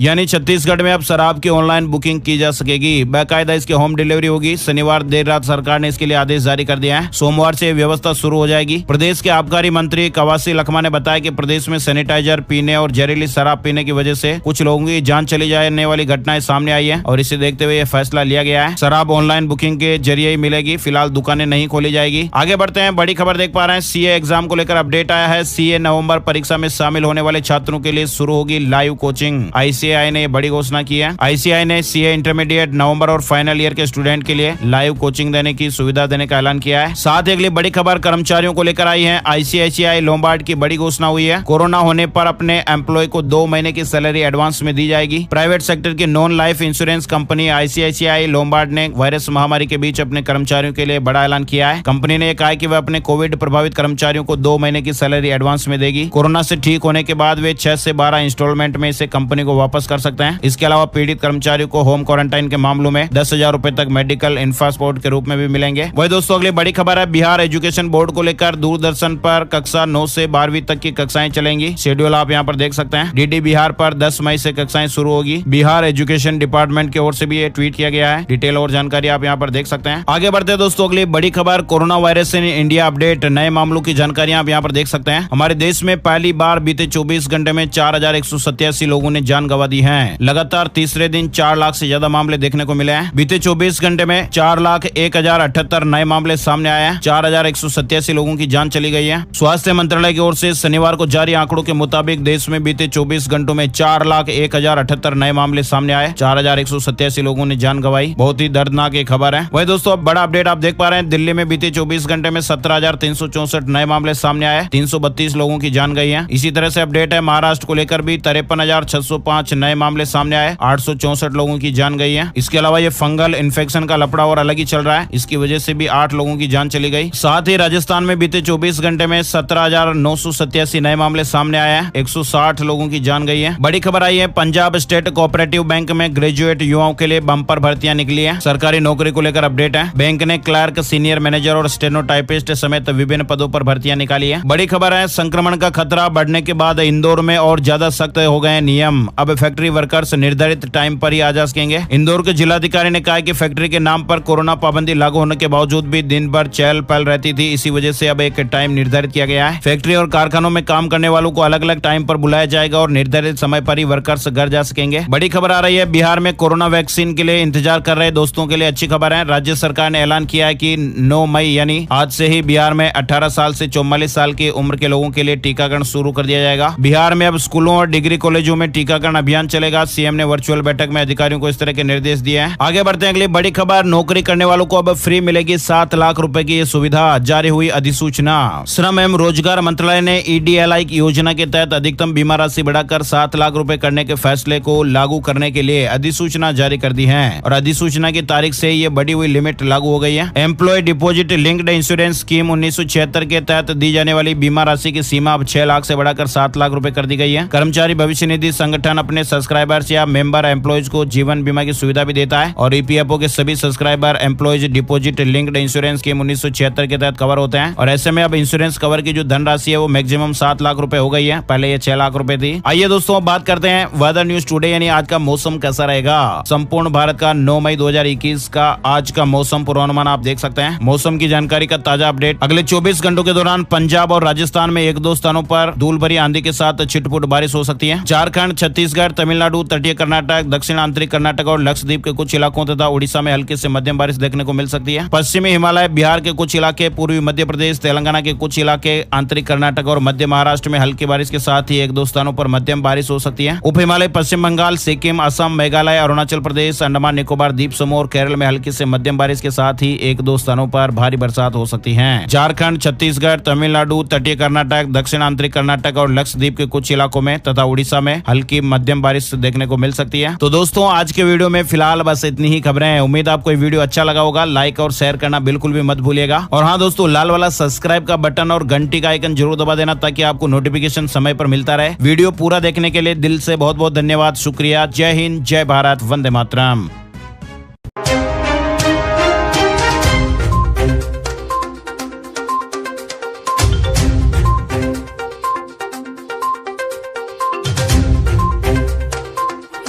हेलो दोस्तों, नमस्कार, जय हिंद, वंदे मातरम। स्वागत है आप सभी का आपके अपने न्यूज़ चैनल में। देश और दुनिया की तमाम बड़ी खबरों को लेकर हम आपके सामने हाजिर हो चुके हैं। तो अंत तक बने रहिए हमारे इस वीडियो के साथ, क्योंकि यहाँ पे आपको मिलेगी वही सारी खबरें जो कि आपके लिए जानना ज़रूरी है। दोस्तों सभी खबरें आपके लिए बहुत ही ज़्यादा पूर्ण होने वाली है, तो एक भी खबर को मिस नहीं कीजिएगा। इसके साथ साथ दोस्तों वीडियो बनाने में हमें बहुत ही ज़्यादा मेहनत लगती है, तो वीडियो को एक लाइक ज़रूर करें और चैनल को सब्सक्राइब करना बिल्कुल ना भूलें। तो चलिए बढ़ते हैं आज की बड़ी और महत्वपूर्ण खबरों की ओर। तो दोस्तों सबसे पहले मैं आपको बता दूं, आंध्र प्रदेश के कडप्पा में शनिवार को चूना पत्थर की एक खदान में हुए विस्फोट में कम से कम 10 लोगों की मौत हो गई। अब भी मलबे के नीचे कई लोगों के फंसे होने की आशंका है। यह घटना शनिवार सुबह कालसा पाडो ब्लॉक के मामी पल्ले गाँव में हुई। बता दें कि सभी पीड़ित खदान में काम करने वाले मजदूर है। कहा जा रहा है कि मलबे के नीचे कुछ और मजदूर फंसे हुए हैं। वहीं दोस्तों मैं आपको बता दूं, अगली खबर आ रही है। कोविड-19 महामारी के चलते कर्मचारी चयन आयोग ने 3 बड़ी भर्तियां एसएससी कांस्टेबल, जीडी, सीएचएसएल और सीजीएल स्थगित कर दी है। दोस्तों कोरोना महामारी के चलते एसएससी ने आगामी दिनों पर प्रस्तावित 3 बड़ी भर्तियों को टाल दिया। स्टाफ सिलेक्शन कमीशन की ओर से सरकारी भर्ती परीक्षाओं और भर्ती सूचनाओं को स्थगित करने के संबंध में महत्वपूर्ण सूचना जारी कर दी गई है, जिसे आप इसके ऑफिशियल वेबसाइट ssc.nic.in पर जाकर देख सकते हैं। वहीं दोस्तों मैं आपको बता दूं, अब खबर आ रही है, अभी कच्चे तेल की तेजी का असर आना बाकी है। $3 तक महंगा हो सकता है पेट्रोल। जी हाँ दोस्तों, अंतर्राष्ट्रीय बाजार में कच्चा तेल एक और फिर $70 प्रति बैरल के करीब पहुंच गया। इसका असर से घरेलू बाजार में शुक्रवार को पेट्रोल डीजल कीमतें ऐतिहासिक उच्चतम स्तर पर पहुंच गई। वहीं ऊर्जा विशेषज्ञों का कहना है कि आने वाले समय में ईंधन की कीमतें और तेजी से बढ़ेगी, क्योंकि भारतीय बाजार पर अभी कच्चे तेल की तेजी से असर आना बाकी है, जिसके तहत कहा जा रहा है कि $3 तक महंगा हो सकता है पेट्रोल। वहीं दोस्तों मैं आपको बता दूं, अगली खबर आ रही है जो कि आपके लिए जानना और भी ज़्यादा ज़रूरी है। कोरोना वायरस से उभरे लोगों में हो रही है म्यूकोरमाइसिस की बीमारी हमेशा के लिए जा सकती है आंखों की रोशनी। जी हाँ दोस्तों, अगर कोरोना से उभरने के बाद नाक बंद हो तो सावधान, यह जानलेवा बीमारी का लक्षण हो सकता है। जानकारी के मुताबिक कोरोना से उभर रहे लोगों में अब एक नई बीमारी से डॉक्टरों का सामना हो रहा है, जिनमें लोगों को आंखों की रोशनी गंवानी पड़ रही है। सर गंगाराम अस्पताल के डॉक्टर मनीष मुंजाल का कहना है कि कोरोना के ठीक होने के बाद अब एक नई बीमारी चुनौती बन रही है। म्यूकोमर्कोसिस नाम की यह बीमारी एक तरह का फंगल इन्फेक्शन है, लेकिन यह इन्फेक्शन जिस हिस्से में ज़्यादा देर ठहर जाए उस हिस्से को हमेशा के लिए खराब कर देता है, खासकर आंखों को, और यह बहुत तेजी से फैल भी रहा है। वहीं दोस्तों मैं आपको बता दूं, अगली जो खबर आ रही है वह आ रही है केरल से। देश में कोरोना संक्रमण बेकाबू होते जा रहा है। इसकी रफ्तार को थामने के लिए अब राज्य सरकारें टोटल लॉकडाउन की ओर बढ़ने लगी है। अब दक्षिणी राज्य केरल में भी कंप्लीट लॉकडाउन का ऐलान कर दिया गया है। मुख्यमंत्री पिनरई विजयन ने बताया कि केरल में 8 मई से 16 मई तक टोटल लॉकडाउन रहेगा। इस दौरान सिर्फ जरूरी सेवाएं ही चालू रहेगी, बेवजह घर से निकलने की मनाही रहेगी। वहीं दोस्तों मैं आपको बता दूं, अगली खबर आ रही है, कोरोना को देखते हुए उत्तराखंड सरकार ने राज्य के सभी शैक्षणिक संस्थानों में गर्मी की छुट्टियां घोषित कर दी है। छुट्टियां 7 मई से शुरू हो गई और अगले माह 12 जून तक रहेगी। राज्य सरकार ने यह निर्णय कोरोना वायरस के प्रसार की चेन को तोड़ने के लिए किया है।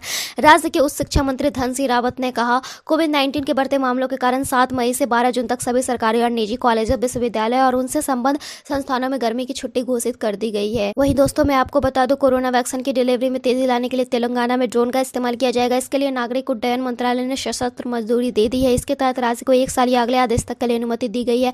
तो फिलहाल इस वीडियो में इतना ही। ऐसे ही खबरों के लिए बने रहिए हमारे चैनल के साथ। Then bye and thanks for watching this video. नमस्कार दोस्तों, स्वागत है आपका दिन भर की बड़ी खबरों में। जी हाँ दोस्तों, इसी बीच बड़ी खबर निकल कर आ रही है महाराष्ट्र से। महाराष्ट्र में भारतीय जनता पार्टी को लगा बड़ा झटका। आरएसएस के गढ़ नागपुर में भारतीय जनता पार्टी की हुई करारी हार।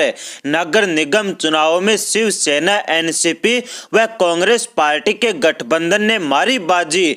आरएसएस के गढ़ से भारतीय जनता पार्टी की उल्टी गिनती हुई शुरू। तो वहीं पर अगली बड़ी खबर में हम आपको बताएंगे कि राजस्थान में कोरोना के चलते बड़ा ऐलान है। राजस्थान में 10 मई से 24 मई तक संपूर्ण लॉकडाउन की घोषणा की राजस्थान की कांग्रेस पार्टी की सरकार ने। शादी समारोह के ऊपर 31 मई तक लगाई गई रोक। इससे पहले बिहार व दिल्ली में लग चुका है संपूर्ण लॉकडाउन है। तो वहीं पर अगली बड़ी खबर में हम आपको बताएंगे कि कोरोना के हालात पर प्रधानमंत्री नरेंद्र मोदी ने की कई राज्यों के मुख्यमंत्रियों से चर्चा। देश भर में सख्त लॉकडाउन लगाने का विचार कर रही है केंद्र की मोदी सरकार। तो वहीं पर अगली बड़ी खबर में हम आपको बताएंगे कि महाराष्ट्र में कोरोना विस्फोट। बीते 24 घंटे में 62,194 कोरोना संक्रमित केस आए सामने। 900 लोगों की हुई मौत। पिछले 24 घंटे में देश भर में 4,14,000 नए संक्रमित मामले आए सामने। तो वहीं पर अगली बड़ी खबर में हम आपको बताएंगे कि बंगाल हिंसा पर साध्वी प्रज्ञा सिंह ठाकुर ने दिया विवादित बयान। भारतीय जनता पार्टी की भोपाल से सांसद साध्वी प्रज्ञा ने ट्वीट करके कहा कि बंगाल में ताड़का का शासन है, तो भोपाल की जनता ने लताड़ा साध्वी प्रज्ञा सिंह ठाकुर को। पूछा कि आपने सांसद रहते हुए कितने लोगों को ऑक्सीजन और बेड दिए हैं। तो वहीं पर अगली बड़ी खबर में हम आपको बताएंगे कि कुर्सी संभालते ही एक्शन में आई मुख्यमंत्री ममता बनर्जी। ममता बनर्जी बोली कि बंगाल में केंद्रीय मंत्री भी आएंगे तो उन्हें कोरोना नेगेटिव रिपोर्ट दिखानी होगी। प्रधानमंत्री नरेंद्र मोदी को कोरोना के लिए जिम्मेदार ठहराया ममता बनर्जी ने। तो वहीं पर अगली बड़ी खबर में हम आपको बताएंगे कि झारखंड के मुख्यमंत्री हेमंत सोरेन का बड़ा बयान है। कहा कि कोरोना संक्रमण को लेकर प्रधानमंत्री नरेंद्र मोदी ने सिर्फ अपने मन की बात की है, मुख्यमंत्रियों की एक भी बात नहीं सुनी है। जी हां दोस्तों, एक एक करके आपको सभी खबरें विस्तार से बताएंगे। उससे पहले दोस्तों, अगर आप भी चाहते हैं कि देश भर के अंदर ईवीएम मशीन के ऊपर प्रतिबंध लगे और देश भर के अंदर पंचायत चुनाव से लेकर विधानसभा चुनाव और लोकसभा चुनाव बैलेट पेपर से करवाया जाए, तो आप इस वीडियो को लाइक करें और कमेंट बॉक्स में ईवीएम बैन लिखकर अपना बहुमूल्य समर्थन जरूर दें, ताकि देश भर के अंदर हमारी मेहनत रंग लाए और 2024 के लोकसभा चुनाव से पहले देश भर के अंदर ईवीएम मशीन पर प्रतिबंध लगवाया जा सके और देश भर के अंदर 2024 का लोकसभा चुनाव बैलेट पेपर से करवाया जा सके। आज की पहली बड़ी खबर है महाराष्ट्र से। जी हां दोस्तों, महाराष्ट्र में भारतीय जनता पार्टी को लगा बड़ा झटका। आरएसएस के गढ़ नागपुर में भारतीय जनता पार्टी की करारी हार है। नगर निगम चुनावों में शिवसेना, एनसीपी व कांग्रेस पार्टी के गठबंधन ने मारी बाजी। आरएसएस के गढ़ से भारतीय जनता पार्टी की उल्टी गिनती हुई शुरू। जी हां दोस्तों, एक के बाद एक जगह से भारतीय जनता पार्टी की विदाई हो रही है। हर जगह भारतीय जनता पार्टी के कार्यकर्ताओं को लोगों के गुस्से का सामना करना पड़ रहा है। फिर भी देश की गद्दी के ऊपर बैठे प्रधानमंत्री नरेंद्र मोदी व अमित शाह की जोड़ी देश को बर्बाद करने में जुटी है। बंगाल सहित 4 राज्यों में भारतीय जनता पार्टी को करारी हार का सामना करना पड़ा। उसके बाद उत्तर प्रदेश पंचायत चुनाव में भारतीय जनता पार्टी का बुरी तरह से सोपड़ा साफ हुआ और अब आरएसएस के गढ़ व आरएसएस के हेडक्वार्टर वाले नागपुर में भारतीय जनता पार्टी को बुरी तरह से हार का सामना करना पड़ा है। भारतीय जनता पार्टी को नागपुर के गढ़ में बुरी तरह से पछाड़ दिया है शिवसेना के गठबंधन ने। जी हां दोस्तों, नागपुर के 18 वार्डों में हुए उपचुनाव में भारतीय जनता पार्टी का बुरी तरह से सोपड़ा साफ हो गया है। और तो और आरएसएस के मुख्यालय वाले वार्ड व केंद्रीय कैबिनेट मंत्री नितिन गडकरी के वार्ड में भी भारतीय जनता पार्टी का बुरी तरह से सोपड़ा साफ हो गया है।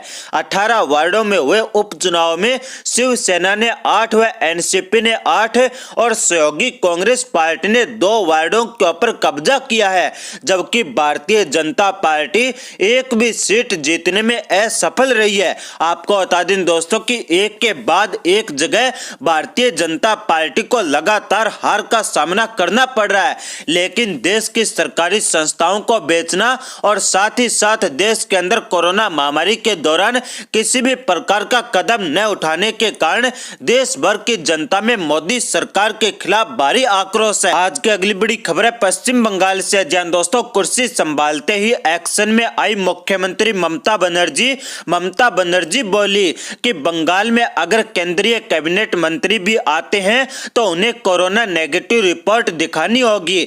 प्रधानमंत्री नरेंद्र मोदी को कोरोना के लिए जिम्मेदार ठहराया मुख्यमंत्री ममता बनर्जी ने। जी हां दोस्तों, पश्चिम बंगाल में चुनाव परिणाम के बाद हुई हिंसा को लेकर भारतीय जनता पार्टी के ऊपर जमकर बरसी है मुख्यमंत्री ममता बनर्जी। उन्होंने कहा कि केंद्रीय मंत्री पश्चिम बंगाल में हिंसा भड़का रहे हैं। उन्होंने कहा कि यही लोग बंगाल के अंदर आकर कोरोना फैला रहे हैं। मुख्यमंत्री ममता बनर्जी ने हिंसा के बाद की स्थिति देखने पहुंची केंद्रीय टीम को लेकर कहा कि कोरोना के बढ़ते प्रकोप के बीच टीम यहां पर आई है और चाय पीकर गई है। अब अगर मंत्री यहां पर स्पेशल फ्लाइट से भी आते हैं तो भी उन्हें आरटीपीसीआर नेगेटिव रिपोर्ट लाना होगा। नियम सभी के लिए एक जैसा है। कोरोना यहां इसलिए बढ़ रहा है क्योंकि भारतीय जनता पार्टी के नेता यहां पर बाहर से लगातार आ रहे हैं। उन्होंने कहा कि उत्तर प्रदेश से, बिहार से लगातार भारतीय जनता पार्टी के कोरोना पॉजिटिव लोग लगातार बंगाल के अंदर आ रहे हैं, जिससे बंगाल के अंदर लगातार कोरोना महामारी फैलती जा रही है। उन्होंने फ्री कोरोना वैक्सीन को लेकर प्रधानमंत्री नरेंद्र मोदी के ऊपर निशाना साधा। उन्होंने कहा कि मैंने जो चिट्ठी लिखी थी उसका अब तक जवाब नहीं आया है। वो टीके के लिए 30,000 करोड़ रुपए क्यों नहीं आवंटित कर रहे हैं? अगर नई संसद और मूर्तियों के ऊपर 20,000 करोड़ रुपए खर्च किए जा सकते हैं तो देश की जनता को वैक्सीन लगाने के लिए मोदी सरकार 30,000 करोड़ रुपए क्यों नहीं लगा सकती? आपको बता दें दोस्तों कि मोदी सरकार से सवाल पूछिए कि पिछले लॉकडाउन के दौरान देश की अर्थव्यवस्था का, देश की जीडीपी का 10% हिस्सा यानी 20 लाख करोड़ रुपए मोदी सरकार ने सरकारी खजाने से निकाला था। क्या आज तक देश की जनता को वो पैसा मिला है?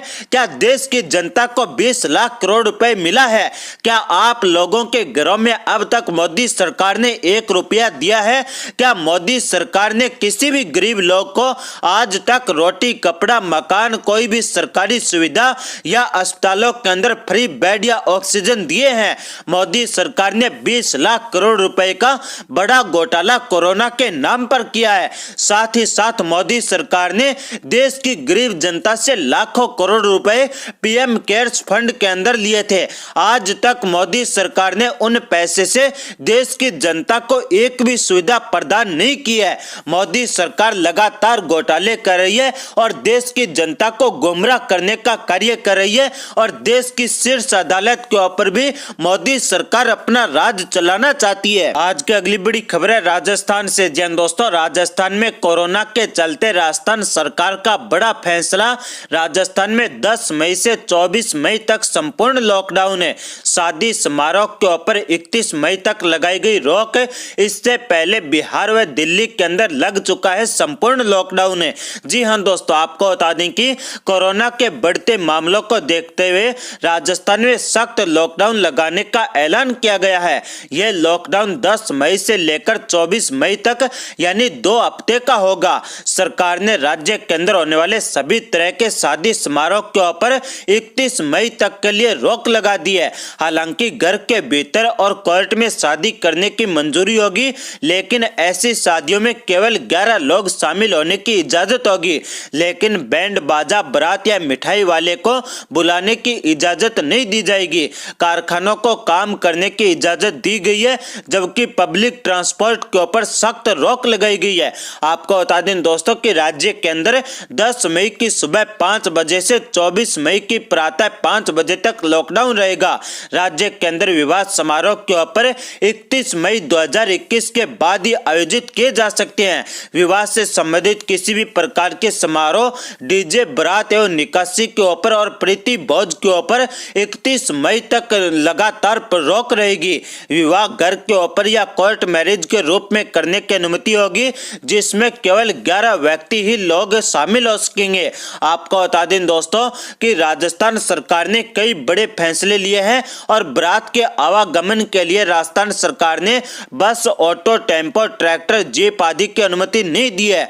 आपको बता दें दोस्तों कि अंतर राज्य एवं राज्य के भीतर माल का परिवहन करने वाले भारी वाहनों का आवागमन, माल की लोडिंग व अनलोडिंग तथा इस कार्य के अंदर नियोजित व्यक्ति को अनुमति मिलेगी।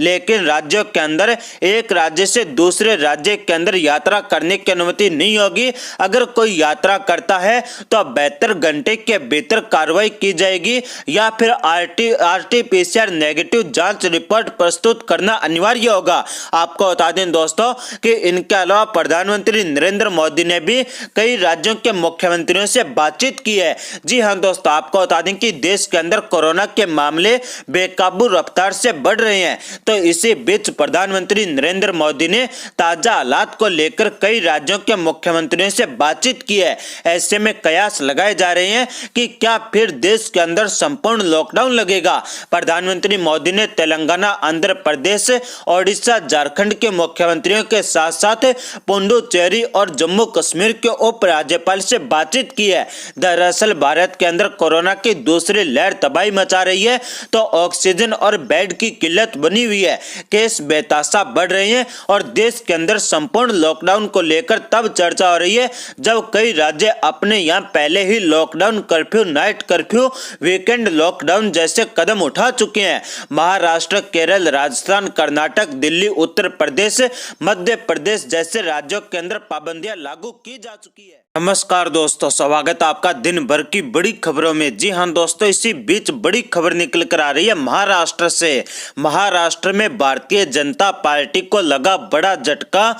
आरएसएस के गढ़ नागपुर में भारतीय जनता पार्टी की हुई करारी हार है। नगर निगम चुनावों में शिवसेना, एनसीपी व कांग्रेस पार्टी के गठबंधन ने मारी बाजी। आरएसएस के गढ़ से भारतीय जनता पार्टी की उल्टी गिनती हुई शुरू। तो वहीं पर अगली बड़ी खबर में हम आपको बताएंगे कि राजस्थान में कोरोना के चलते बड़ा ऐलान है।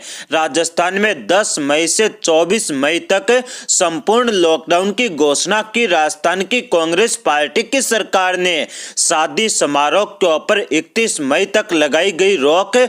इससे पहले बिहार व दिल्ली में लग चुका है संपूर्ण लॉकडाउन है। तो वहीं पर अगली बड़ी खबर में हम आपको बताएंगे कि कोरोना के हालात पर प्रधानमंत्री नरेंद्र मोदी ने की कई राज्यों के मुख्यमंत्रियों से चर्चा। देश भर में सख्त लॉकडाउन लगाने का विचार कर रही है केंद्र की मोदी सरकार। तो वहीं पर अगली बड़ी खबर में हम आपको बताएंगे कि महाराष्ट्र में कोरोना विस्फोट। बीते 24 घंटे में 62,194 कोरोना संक्रमित केस आए सामने।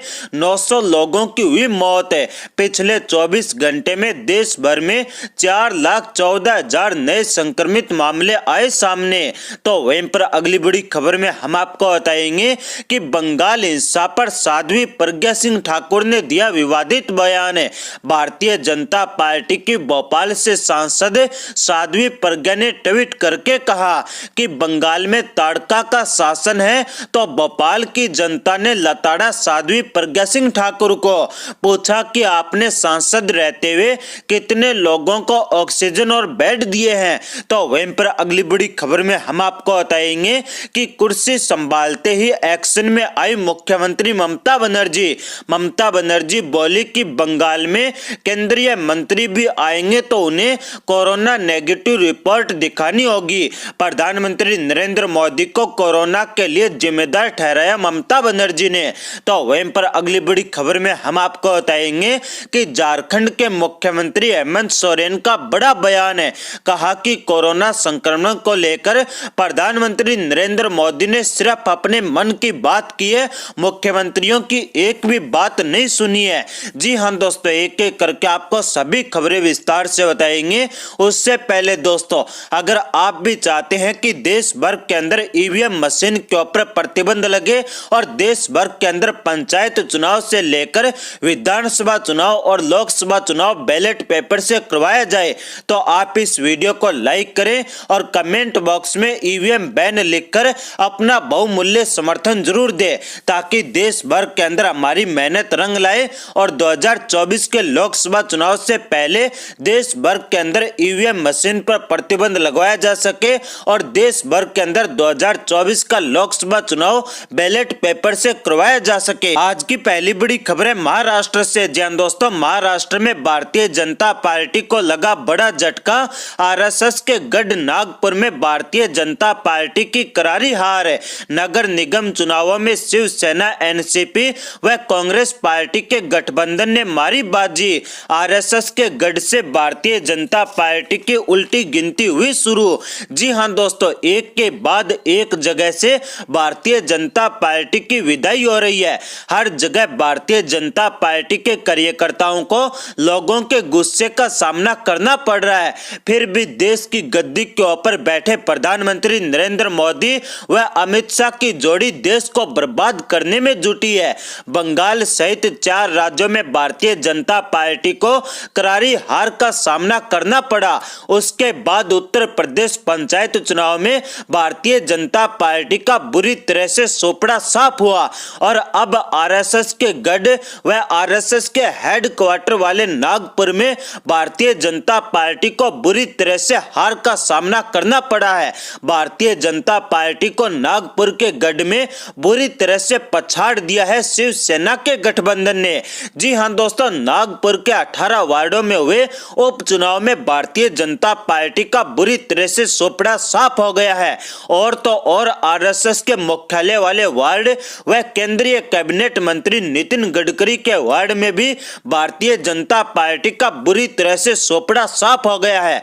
18 वार्डों में हुए उपचुनाव में शिवसेना ने 8 व एनसीपी ने 8 और सहयोगी कांग्रेस पार्टी ने 2 वार्डों के ऊपर कब्जा किया है, जबकि भारतीय जनता पार्टी एक भी सीट जीतने में असफल रही है। आपको बता दें दोस्तों कि एक के बाद एक जगह भारतीय जनता पार्टी को लगातार हार का सामना करना पड़ रहा है, लेकिन देश की सरकारी संस्थाओं को बेचना और साथ ही साथ देश के अंदर कोरोना महामारी के दौरान किसी भी प्रकार का कदम न उठाने के कारण देश भर की जनता में मोदी सरकार के खिलाफ भारी आक्रोश है। आज की अगली बड़ी खबर है पश्चिम बंगाल से। जान दोस्तों, कुर्सी संभालते ही एक्शन में आई मुख्यमंत्री ममता बनर्जी बोली कि बंगाल में अगर केंद्रीय कैबिनेट मंत्री भी आते हैं तो उन्हें कोरोना नेगेटिव रिपोर्ट दिखानी होगी। प्रधानमंत्री नरेंद्र मोदी को कोरोना के लिए जिम्मेदार ठहराया मुख्यमंत्री ममता बनर्जी ने। जी हां दोस्तों, पश्चिम बंगाल में चुनाव परिणाम के बाद हुई हिंसा को लेकर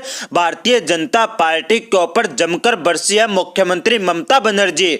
उन्होंने कहा कि केंद्रीय मंत्री पश्चिम बंगाल में हिंसा भड़का रहे हैं। उन्होंने कहा कि यही लोग बंगाल के अंदर आकर कोरोना फैला रहे हैं। मुख्यमंत्री ममता बनर्जी ने हिंसा के बाद की स्थिति देखने पहुंची केंद्रीय टीम को लेकर कहा कि कोरोना के बढ़ते प्रकोप के बीच टीम यहां पर आई है और चाय पीकर गई है। अब अगर मंत्री यहां पर स्पेशल फ्लाइट से भी आते हैं तो भी उन्हें आरटीपीसीआर नेगेटिव रिपोर्ट लाना होगा। नियम सभी के लिए एक जैसा है।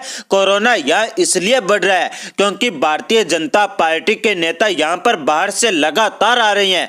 उन्होंने कहा कि उत्तर प्रदेश से, बिहार से लगातार भारतीय जनता पार्टी के कोरोना पॉजिटिव लोग लगातार बंगाल के अंदर आ रहे हैं, जिससे बंगाल के अंदर लगातार कोरोना महामारी फैलती जा रही है। उन्होंने फ्री कोरोना वैक्सीन को लेकर प्रधानमंत्री नरेंद्र मोदी के ऊपर निशाना साधा। उन्होंने कहा कि मैंने जो चिट्ठी लिखी थी उसका अब तक जवाब नहीं आया है। वो टीके के लिए 30,000 करोड़ रुपए क्यों नहीं आवंटित कर रहे हैं? अगर नई संसद और मूर्तियों के ऊपर 20,000 करोड़ रुपए खर्च किए जा सकते हैं तो देश की जनता को वैक्सीन लगाने के लिए मोदी सरकार 30,000 करोड़ रुपए क्यों क्यों नहीं लगा सकती।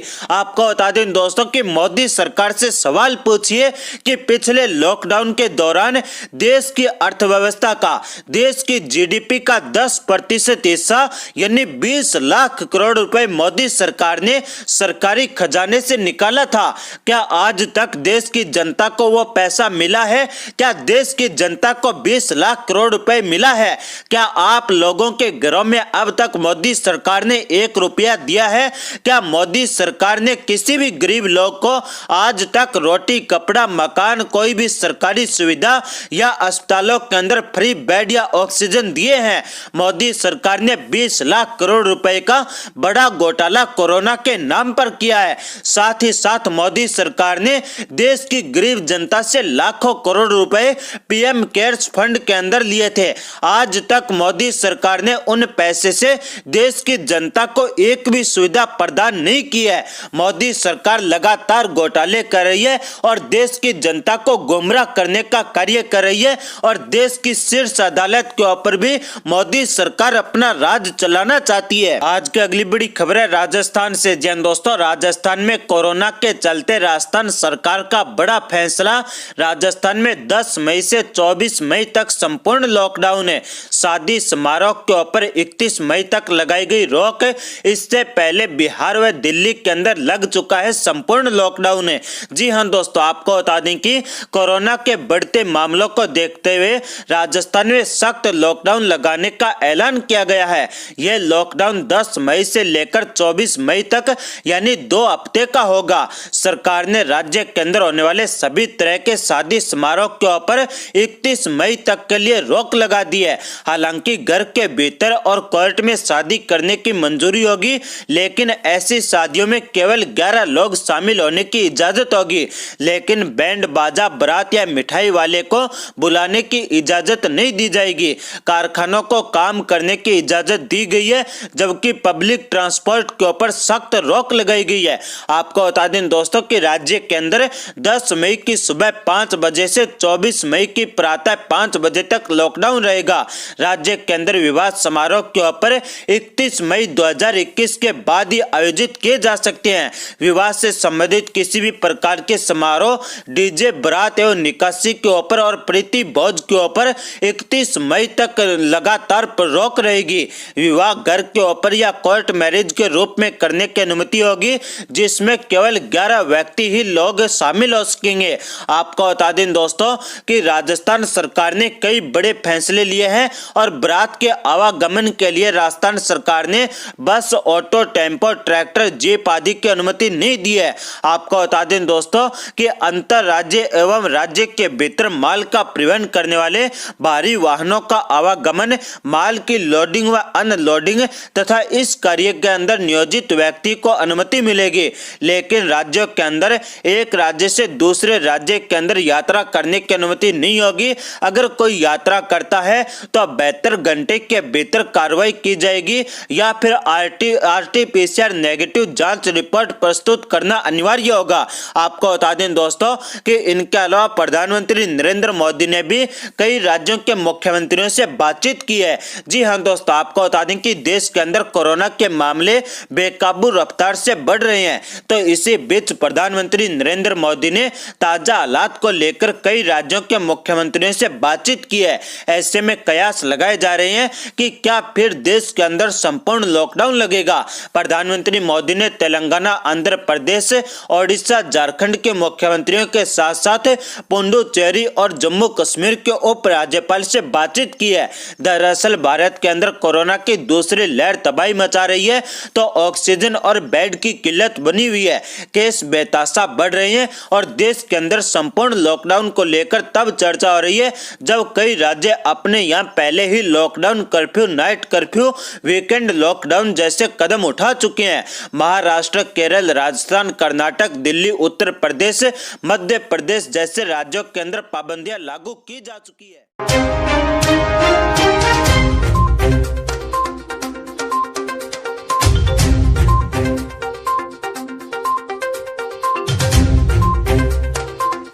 हेलो दोस्तों, नमस्कार, जय हिंद, वंदे मातरम। स्वागत है आप सभी का आपके अपने न्यूज़ चैनल में। देश और दुनिया की तमाम बड़ी खबरों को लेकर हम आपके सामने हाजिर हो चुके हैं, तो अंत तक बने रहिए हमारे इस वीडियो के साथ, क्योंकि यहाँ पे आपको मिलेगी वही सारी खबरें जो कि आपके लिए जानना ज़रूरी है। दोस्तों, सभी खबरें आपके लिए बहुत ही ज़्यादा महत्वपूर्ण होने वाली है, तो एक भी खबर को मिस नहीं कीजिएगा। इसके साथ साथ दोस्तों, वीडियो बनाने में हमें बहुत ही ज़्यादा मेहनत लगती है, तो वीडियो को एक लाइक ज़रूर करें और चैनल को सब्सक्राइब करना बिल्कुल न भूलें। तो चलिए बढ़ते हैं आज की बड़ी और महत्वपूर्ण खबरों की ओर। तो दोस्तों, सबसे पहले मैं आपको बता दूं, भारत में कोरोना आउट ऑफ कंट्रोल होते जा रहा है। आपको मैं बता दूं, भारत में लगातार तीसरे दिन कोरोना के 4 लाख से अधिक नए केस सामने आए हैं, जबकि बीते 24 घंटों में देश में एक दिन में रिकॉर्ड 4187 कोरोना मरीजों की जान गई है, जो अभी तक एक दिन में होने वाली सबसे ज़्यादा मौतें हैं। जी हाँ दोस्तों, केंद्रीय स्वास्थ्य मंत्रालय ने इस चीज़ की जानकारी दी है। वहीं दोस्तों, मैं आपको बता दूं, अगली जो खबर आ रही है वह आपकी आ रही है कोरोना की चेन तोड़ने के लिए उत्तराखंड में गर्मी की छुट्टियों का ऐलान।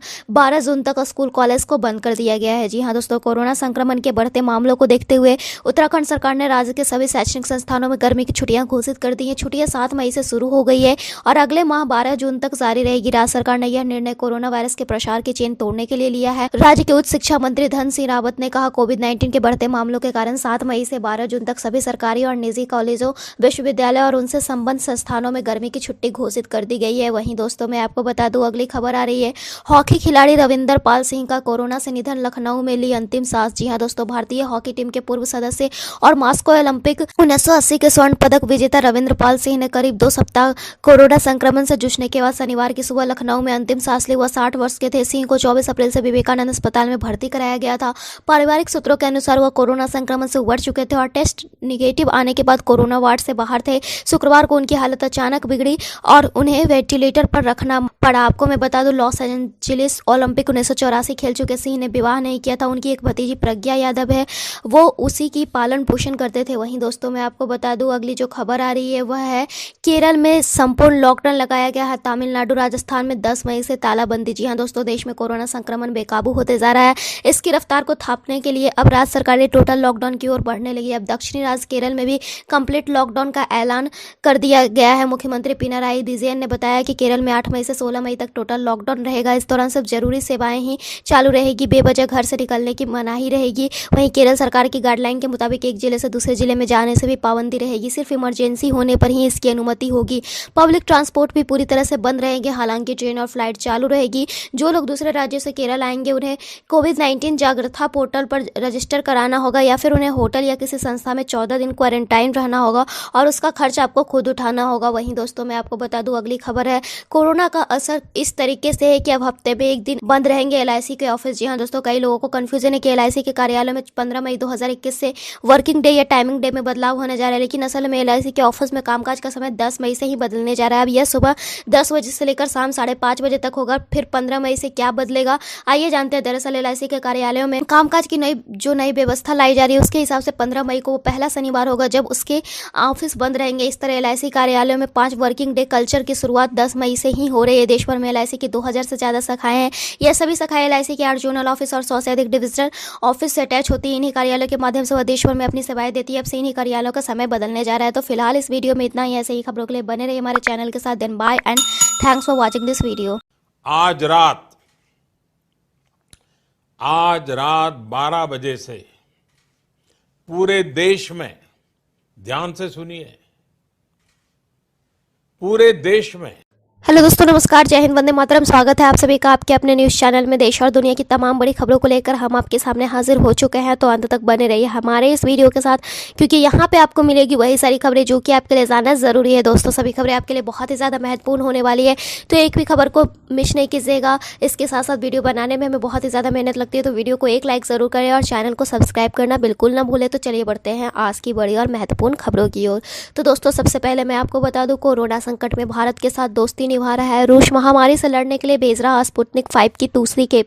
जी हाँ दोस्तों, एक भरोसेमंद भारतीय रणनीतिक साझेदार के रूप में अपेक्षा पर खरा उतरते हुए रूस अगले 2 दिनों में स्पुतनिक 1.5 लाख खुराकों की दूसरी खेप भेज रहा है। इसके अलावा लगभग 30 लाख खुराक मई के अंत तक हैदराबाद स्थित डॉक्टर रेड्डी की लैब में उतरने वाली। रूस ने स्पुतनिक वी की 50 लाख खुराक जून तक और जुलाई में 1 करोड़ से अधिक खुराक भारत में भेजने की तैयारी कर रहा है। नई दिल्ली और मॉस्को में स्थित राजनयिकों के अनुसार रूस कम से कम 4 ऑक्सीजन उत्पन्न करने वाले ट्रक भेज रहा है, जो कि बिजली की आपूर्ति होते ही 200 बेड के अस्पताल को सप्लाई कर सकता है। यह ट्रक प्रति घंटे 70 किलोग्राम ऑक्सीजन और प्रतिदिन 50,000 लीटर का उत्पादन कर सकते हैं। उन्होंने कहा, हम पहले ही 4 ऐसे ट्रकों का खरीद कर चुके हैं और अधिक प्राप्त कर रहे हैं ताकि ऑक्सीजन की कमी नहीं हो। यह ट्रक रूसी IL 76 विमान से इस सप्ताह के अंत तक भारत में उतरेंगे। वहीं दोस्तों मैं आपको बता दूं, अगली खबर आ रही है, RLD चीफ और पूर्व केंद्रीय मंत्री चौधरी अजित सिंह का निधन। कोरोना संक्रमण के चलते अस्पताल में थे भर्ती। जी हां दोस्तों, राष्ट्रीय लोकदल के मुखिया और पूर्व केंद्रीय मंत्री चौधरी अजित सिंह का निधन हो गया है। दिग्गज राजनेता अजित सिंह कोरोना वायरस संक्रमण की वजह से बीते दिनों 24 गुरुग्राम के अल्ट्रामैक्स अस्पताल में भर्ती हुए थे, जहाँ उन्होंने 86 साल की उम्र में आखिरी सांस ली।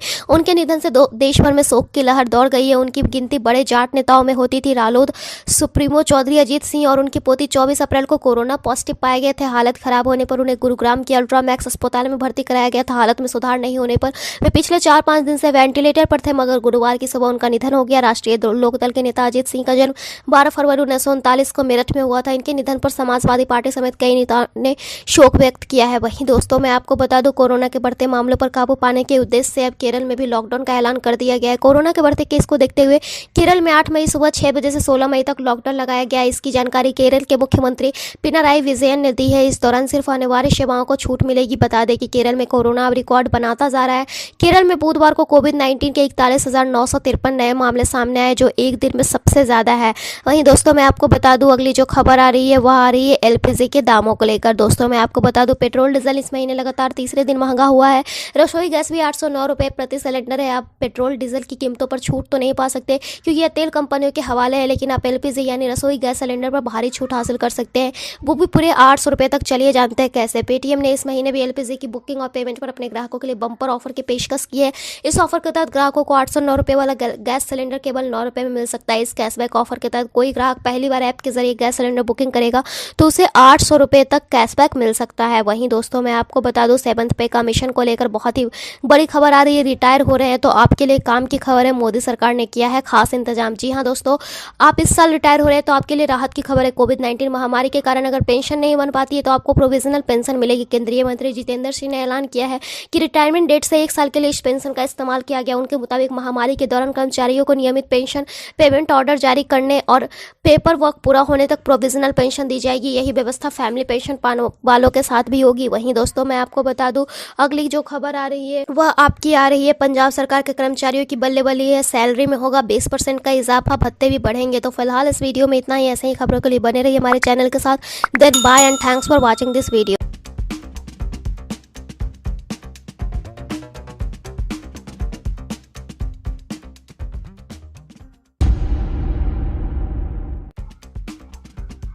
जय हिंद दोस्तों, आप देख रहे हैं ताजा न्यूज। बात करेंगे इस वक्त की बड़ी खबर की। कांग्रेस की यूपी प्रभारी प्रियंका गांधी वाड्रा ने चुनाव ड्यूटी के दौरान हुई शिक्षकों की मौत के लिए उत्तर प्रदेश की योगी सरकार और चुनाव आयोग पर ठीकरा फोड़ा है। प्रियंका ने शनिवार को बोला कि उत्तर प्रदेश में चुनाव ड्यूटी करने वाले लगभग 700 शिक्षकों की मृत्यु हो चुकी है। इसमें एक गर्भवती महिला भी शामिल है जिसे चुनाव ड्यूटी करने के लिए जबरन मजबूर किया गया। कोरोना की दूसरी लहर के प्रकोप के बारे में एक बार भी विचार किए बिना प्रदेश की लगभग 60,000 ग्राम पंचायतों में इन चुनावों को कराया गया। बैठकें हुई, चुनाव अभियान चला और जब ग्रामीण इलाकों में कोरोना का प्रकोप बढ़ता ही जा रहा है, ग्रामीण इलाकों में लोगों की बड़ी संख्या में मृत्यु हो रही है, जो कि झूठे सरकारी आंकड़ों से कहीं ज्यादा है। पूरे प्रदेश के ग्रामीण इलाकों में लोगों की घरों में मृत्यु हो जा रही है और इनको कोविड से होने वाली मौतों के आंकड़ों में गिना भी नहीं जा रहा है, क्योंकि ग्रामीण इलाकों में टेस्ट ही नहीं हो रहे हैं। प्रियंका गांधी ने योगी सरकार पर आरोप लगाया है कि प्रदेश सरकार का रुख सच दबाने की तरफ है और उसका अधिकतम प्रयास जनता और लोगों की दिन रात सेवा कर रहे मेडिकल समुदाय को भयभीत करने में रहा है। प्रदेश में जो घट रहा है वह मानवता के खिलाफ अपराध से कम नहीं है और चुनाव आयोग इसमें भागीदार है। उधर प्रदेश के शिक्षक और कर्मचारी संगठनों ने 2 मई को त्रिस्तरीय पंचायत की मतगणना ड्यूटी का बहिष्कार करने की घोषणा की है। शिक्षक एवं कर्मचारी संगठनों ने सरकार और राज्य निर्वाचन आयोग से कोरोना संक्रमण की स्थिति नियंत्रण में होने तक मतगणना को स्थगित करने की मांग की है। दूसरी ओर कोरोना के मद्देनजर यूपी में पंचायत चुनाव की मतगणना रोकने की याचिका पर सुनवाई करते हुए सुप्रीम कोर्ट ने अपना फैसला सुना दिया है। सुप्रीम कोर्ट ने यूपी पंचायत चुनाव की मतगणना कराने की इजाजत दे दी है, लेकिन जीत के बाद जश्न मनाने पर रोक लगा दी है। सुप्रीम कोर्ट ने अपने आदेश में कहा है कि हम इलाहाबाद हाई कोर्ट के आदेश में दखल देने की जरूरत नहीं समझते। सुप्रीम कोर्ट ने कहा है कि जो प्रोटोकॉल हमारे सामने रखा गया है उसका पूरी तरह पालन हो। मतगणना केंद्र के बाहर सख्त कर्फ्यू हो और कोई विजय रैली ना निकाली जाए। इसके साथ ही यूपी पंचायत चुनाव की मतगणना पूर्व निर्धारित कार्यक्रम के मुताबिक 2 मई को ही कराई जाने का रास्ता साफ हो गया है। हर मतगणना केंद्र पर एंटीजन टेस्ट का इंतजाम होगा। मतगणना केंद्र पर सैनिटाइजेशन का भी ध्यान रखा जाएगा। बात करते हैं अगली बड़ी खबर की। दिल्ली में लगातार बढ़ रहे कोरोना वायरस संक्रमण के बीच भारतीय किसान यूनियन के नेता राकेश टिकैत ने बोला है कि किसान आंदोलन चलता रहेगा। टिकैत के कहने का यही मतलब था कि चाहे संक्रमण कितना भी बढ़ जाए, कितनी भी मौतें क्यों न हो जाएं, उनकी आंदोलन की नौटंकी चलती रहेगी। हरियाणा के भिवानी में किसान महापंचायत को संबोधित करते हुए टिकैत ने कहा है कि कोविड-19 संक्रमण की दूसरी लहर के बाद भी किसान दिल्ली बॉर्डर में प्रदर्शन स्थल से नहीं हटेंगे। टिकैत ने कहा कि कोविड-19 के बढ़ते संक्रमण के बीच सरकार किसानों की आवाज को दबाना चाहती है। हम सरकार से बात करने को तैयार हैं। गुजरात में किसान सबसे ज्यादा प्रभावित हैं, लेकिन अगर किसानों का मुद्दा नहीं सुलझा तो भाजपा सरकार गुजरात मॉडल को पूरे देश में लागू कर देगी।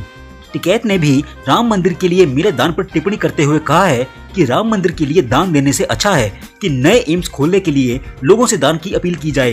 हरियाणा सरकार पर आरोप लगाते हुए टिकैत ने कहा है कि सरकार 6 सालों तक सत्ता में रहने के बाद भी भिवानी में एक भी मेडिकल कॉलेज नहीं बनवा सकी। एक अन्य किसान नेता गुरनाम सिंह चरोनी ने राकेश टिकैत की भाषा बोलते हुए कहा है कि अगर सरकार पूरे देश में भी CRPC की धारा 144 लागू करती है तब भी किसान आंदोलन चलता रहेगा। आपको बता दें कि पंजाब और हरियाणा के कई किसान पिछले 5 महीनों से मोदी सरकार द्वारा पास किए गए कृषि कानूनों को रद्द करने की मांग करते हुए दिल्ली की ओर आने वाले राजमार्गों में धरने पर बैठे हुए हैं। सितंबर 2020 में मोदी सरकार ने इन कृषि कानूनों को पास किया था। ये 3 कृषि कानून हैं: कृषक उपज व्यापार एवं वाणिज्य अधिनियम 2020, कृषक मूल्य निर्धारण समझौता अधिनियम 2020 और आवश्यक वस्तु संशोधन अधिनियम 2020। पहले भी ये रिपोर्ट दी जा चुकी है कि दिल्ली बॉर्डर के आसपास होने वाले प्रदर्शन और किसान रैलियों के कारण दिल्ली और उसके आसपास के राज्यों में कोविड-19 संक्रमण तेजी से फैला है। National centre for disease control यानी कि NCDC के द्वारा जीनोम सीक्वेंसिंग के आधार पर प्राप्त डेटा में बताया गया है कि कोरोना वायरस के UK स्ट्रेन कई उत्तरी राज्यों में प्रभावी हुआ है, जिनमें पंजाब भी शामिल है। केंद्र सरकार की प्रयोगशालाओं के 2 वैज्ञानिकों ने यह भी जानकारी दी है कि पंजाब में बड़ी संख्या में लोगों के जमा होने के कारण कोरोना वायरस के यह स्ट्रेन दिल्ली, उत्तर प्रदेश और हरियाणा में फैल गया है।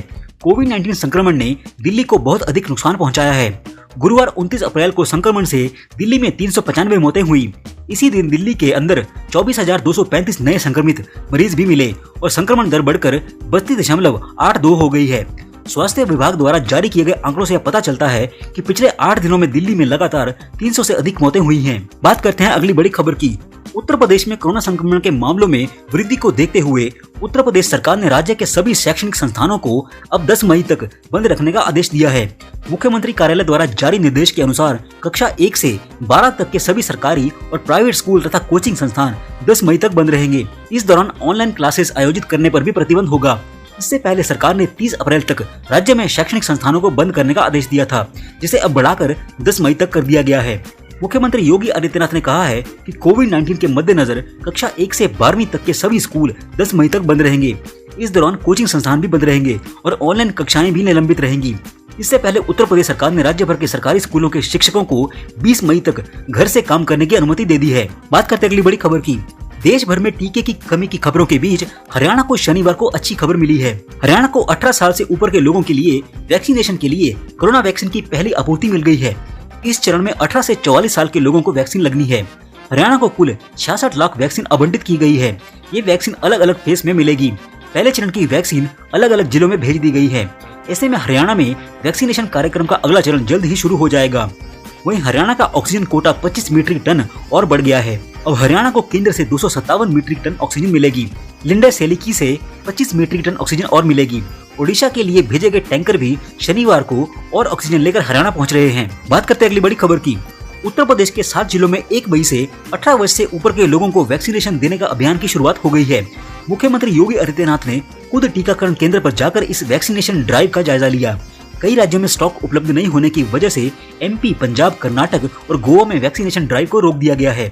वहीं यूपी में CM योगी इस अभियान को लेकर सजग थे। वे 18 साल से ऊपर के लोगों को मुफ्त वैक्सीन उपलब्ध करवाने के अभियान की पूरी रात मॉनिटरिंग करते रहे। इस मौके पर राज्य के मुख्यमंत्री योगी आदित्यनाथ ने बताया है कि प्रदेश में शनिवार से 18 साल से अधिक उम्र के लोगों का कोरोना वैक्सीनेशन शुरू कर दिया गया है।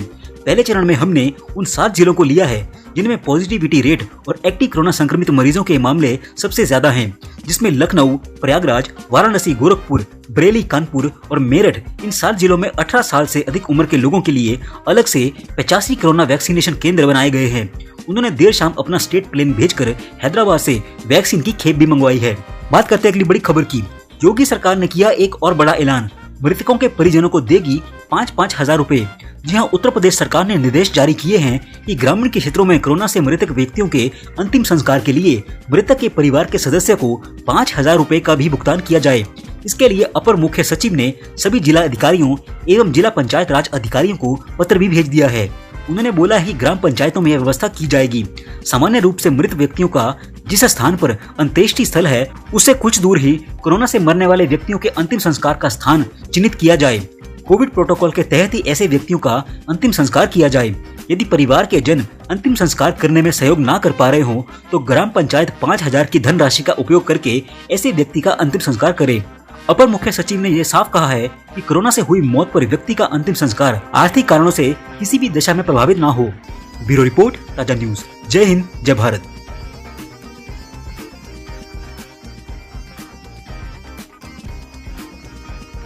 इस वीडियो में हम आपको बताएंगे इस समय की बेहद बड़ी ब्रेकिंग न्यूज के बारे में, जिन्हें जानना आपके लिए बेहद जरूरी है। इसलिए इस वीडियो को अंत तक जरूर देखें। इस वीडियो को लाइक और शेयर जरूर करें। इस समय की सबसे बड़ी ब्रेकिंग न्यूज। जी हां, जेल में बंद कैदियों के लिए गुड न्यूज लाया कोरोना वायरस। जी हां, आपको बता दें कि सुप्रीम कोर्ट ने दिया अभी बड़ा आदेश। जी हां, आपको बता दें कि देश में कोरोना वायरस के मामलों में अभूतपूर्व वृद्धि पर संज्ञान लेते हुए भारत की सुप्रीम कोर्ट ने आज भारत की जेलों में भीड़ कम करने का निर्देश दे दिया है और ये बोला कि जिन 4 लाख कैदियों को जेलों में पिछले साल कोरोना महामारी के मद्देनजर जमानत या फिर पैरोल जेलों से दी गई थी, उन सभी कैदियों को फिर से ये सुविधा दी जाए और जेलों से बाहर निकाल दिया जाए। चलिए बात करते हैं अगली बड़ी खबर की। जी दुनिया भर में कोरोना वायरस के कहर के बीच द वीकेंड ऑस्ट्रेलियन मैगजीन ने एक चौंकाने वाला खुलासा दुनिया के सामने कर दिया है, जिसे जानकर आप भी हैरान हो जाएंगे। जी आपको बता दें कि द वीकेंड ऑस्ट्रेलियन मैगजीन ने 6 साल पहले 2015 में चीनी वैज्ञानिकों के रिसर्च पेपर के जरिए दावा किया है कि सार्स कोरोना वायरस के जरिए चीन दुनिया के खिलाफ जैविक हथियार बना रहा था। क्यों चौंक गए ना? जी आपको बता दें कि the unnatural origin of SARS and new species of man made virus to genetic bioweapon शीर्षक वाले इस शोध में पत्र में चीनी वैज्ञानिकों और स्वास्थ्य अधिकारियों ने भविष्यवाणी पहले से ही कर दी थी कि किस तरह से तीसरे विश्व युद्ध में, जी हां, तीसरे विश्व युद्ध में जैविक हथियारों का इस्तेमाल किया जाएगा, ठीक वैसे ही जो कीटाणु से होता है, यानी कि कोरोना वायरस की तरह। इसमें यह भी बताया गया है कि कैसे सार्स कोरोना वायरस को जेनेटिक हथियारों के रूप में इस्तेमाल किया जा सकता है। इसमें कृत्रिम रूप से वायरस में हेरफेर करके मानव रोग में वायरस को बदला जा सकता है। वैज्ञानिकों ने इस बात पर भी चर्चा की है कि इस वायरस को ऐसे हथियार के रूप में इस्तेमाल किया जा सकता है, कोरोना वायरस को ही, जिसे पहले कभी नहीं देखा गया है पूरी दुनिया में। रिसर्च पेपर की ये हैरान करने वाली जानकारी 6 साल पहले प्रकाशित हुई थी। जी हां, 6 साल पहले, यानी कि 2015 में कोरोना वायरस की। लेकिन कोरोना वायरस के कारण उपजे वैश्विक संकट से ये अस्वाभाविक रूप से समानता है। ऑस्ट्रेलियाई रणनीति संस्थान के कार्यकारी निदेशक पीटर जेनिंग्स ने डॉक्यूमेंट में स्मोक गन के रूप में इस रहस्य पर पर्दा उठाया है। उन्होंने इस मामले पर जोर देकर ये बोला है कि मुझे लगता है कि ये महत्वपूर्ण है क्योंकि इससे स्पष्ट होता है कि चीनी वैज्ञानिक कोरोना वायरस के अनेक रूपों को मिलिट्री वेपन के तौर पर इस्तेमाल करने के बारे में पहले से ही सोच रहे थे। जी हाँ, इस बात की संभावनाओं के बारे में जानने के लिए शुरू किया गया था कि वायरस का सैन्य इस्तेमाल किया जा सकता है। अगर इसका फैलाव होता है पूरी दुनिया में तो इससे चीन को मदद मिलेगी, लेकिन हम उसके उलट हैं। कोरोना वायरस की उत्पत्ति की स्वतंत्र जांच कराने से चीन हमेशा बचता रहता है। इस रिसर्च पेपर के 18 राइटर में पीपल लिबरेशन आर्मी चाइना की से जुड़े हुए वैज्ञानिक और हथियार विशेषज्ञ शामिल हैं। इसे साइबर वेरिफिकेशन एक्सपर्ट रॉबर्ट पाटर ने वेरीफाई किया था। रॉबर्ट पाटर ने इसको लेकर ये बोला था कि हम एक हाई कॉन्फिडेंस निष्कर्ष पर पहुंचे हैं कि ये जेन्युइन है, लेकिन अब ये किसी और पर निर्भर करता है कि ये कितना गंभीर है। इसे कुछ साल पहले ही इजाद किया गया है वायरस को। अब चीन इसे निश्चित तौर पर हटाने की कोशिश करेगा। उन्होंने ये बोला कि ये कोरोना वायरस शायद खुद से नहीं बना है, बल्कि चीनी सरकार द्वारा इस पर कार्रवाई की गई थी। रॉबर्ट पाटर आगे लिखते हैं कि ये हकीकत में बहुत ही दिलचस्प लेख है जिसके जरिए ये दिखाया जा सके कि उनके वैज्ञानिक और शोधकर्ता क्या सोच रहे हैं पूरी दुनिया के लिए। और ये आगे क्या करेगा, कितनी तबाही मचाएगा, ये भी हम नहीं जानते। ऐसा लगता है कि जैसे इसे डिजाइन किया गया है। उन्होंने आगे ये बोला कि हम ये आवश्यक मानते हैं कि महामारी की उत्पत्ति के बारे में सभी परिकल्पनाओं की पूरी तरह से जांच की जानी चाहिए। अगर आपको भी ये लगता है कि ये वायरस चीन से निकला है और पूरी दुनिया को तबाह करने के लिए शायद एक सोची समझी रणनीति है, यानी कि बायो वेपन के जरिए, तो हमें अपनी राय इस विषय के ऊपर जरूर दें। दुनिया भर से वैज्ञानिक और स्वास्थ्य विशेषज्ञ इस बात से हैरान है कि कोरोना वायरस से रिकवर हुए लोग दोबारा से क्यों कोरोना पॉजिटिव होते जा रहे हैं पूरी दुनिया में। कई कोरोना मरीज रिकवरी के कुछ हफ्ते या फिर महीनों के बाद से फिर से कोरोना से संक्रमित हो रहे हैं। मुश्किल बात तो ये है कि इनके शरीर से लाइव कोरोना वायरस नहीं मिल रहा, डिटेक्शन नहीं हो रही। हैरत अंगेज बात यह है कि खत्म हुए आरएनए कोरोना वायरस के अंश हमारे डीएनए में मिल रहे हैं इंसानों के। जी आपको बता दें कि जिसकी वजह से लोग दोबारा पॉजिटिव पाई जा रही हैं। आपको बता दें कि कोरोना वायरस का आरएनए हमारे शरीर की कोशिकाओं के जीनोम के साथ जुड़ जाता है। इसे रिवर्स ट्रांसक्रिप्शन कहते हैं। ऐसे जीनोम को आरएनए के लिए होने वाले पीसीआर टेस्ट में पता चल जाते हैं। सिर्फ कोरोना वायरस ही ऐसा वायरस नहीं है जो इंसानों के जीनोम से जुड़ता है, बल्कि ऐसे कई और वायरस भी हैं जो ये काम करते हैं। लेकिन अब हैरानी की बात तो ये है कि अब इंसान के डीएनए में घुसकर ये वायरस छुपने लगा है और बाद में फिर से लोगों को संक्रमित कर रहा है।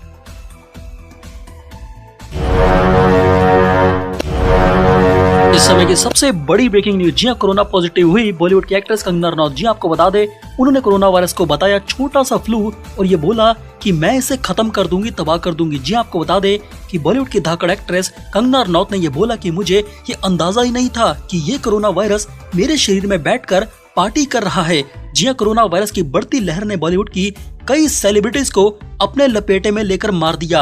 अब एक्ट्रेस कंगना रनौत भी कोरोना वायरस की जद में आ चुकी हैं। उन्होंने अपने इंस्टाग्राम पोस्ट के जरिए अपने कोरोना वायरस की टेस्ट की रिपोर्ट को साझा किया और ये बताया कि वह कोरोना पॉजिटिव हो चुकी हैं।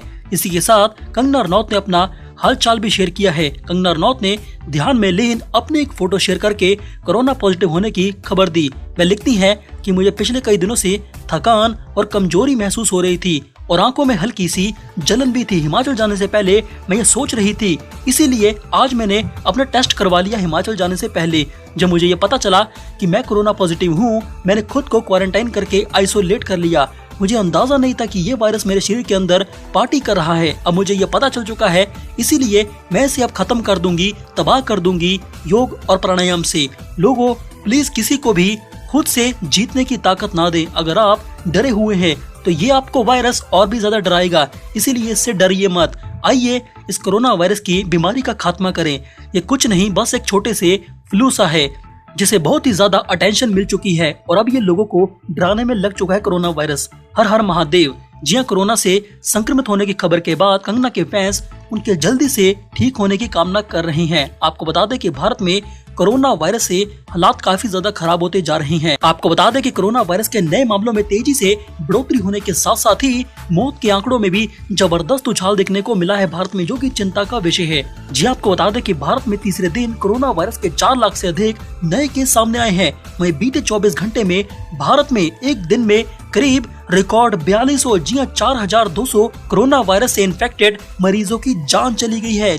जो अभी तक एक दिन में होने वाली सबसे ज्यादा मौतें हैं 4200। जी केंद्रीय स्वास्थ्य मंत्रालय के अनुसार पिछले 24 घंटे में भारत में 4 लाख से ज्यादा नए मामले कोरोना वायरस के आए हैं, जबकि इस दौरान लगभग 4200 लोगों की जान चली गई है। भारत में कोरोना संक्रमितों की कुल संख्या 2 करोड़ 18,92,676 हो चुकी है, जबकि इस समय भारत में कोरोना वायरस के एक्टिव केस अभी करीब 37,23,446 हैं। इसी दौरान 3,18,609 लोग कोरोना को हराकर स्वस्थ भी हुए हैं। लेकिन चिंता का विषय ये है कि अब एक दिन में भारत में 4200 लोग कोरोना वायरस की वजह से मरने लगे हैं। जी कोरोना के साथ साथ देश में अब ब्लैक फंगस यानी कि ब्लैक वायरस का भी खतरा बढ़ने लगा है। जी आपको बता दें कि भारत के गुजरात में ऐसे कई मामले सामने आ चुके हैं जहां पर कोरोना वायरस से ठीक हुए मरीजों में ब्लैक फंगस देखने को मिला है। जी आपको बता दें कि इन मामलों में काफी बढ़ोतरी हुई है गुजरात में, क्योंकि गुजरात में कोरोना के मामले तेजी से बढ़े हैं। आपको बता दें कि गुजरात में यानी कि सूरत में ब्लैक फंगस से 8 मरीजों ने अपनी आंखों की रोशनी खो दी और डॉक्टर्स को उनकी आंखें तक निकालनी पड़ी। जी हाँ, इसके बाद उन्हें हॉस्पिटल में भर्ती करना पड़ा। पिछले 15 दिनों में सूरत में म्यूकोर माइकोसिस के 40 मामले सामने आए हैं, जिनमें से 8 मरीजों की आंखें चली गई और उनकी आंखें निकालनी पड़ी। इस संक्रमण कोरोना वायरस की वजह से तेजी से फैल रहा है, जिसकी वजह से ब्रेन में ये ब्लैक फंगस का इन्फेक्शन चला जाता है और इससे मरीजों की आंखें जा रही हैं।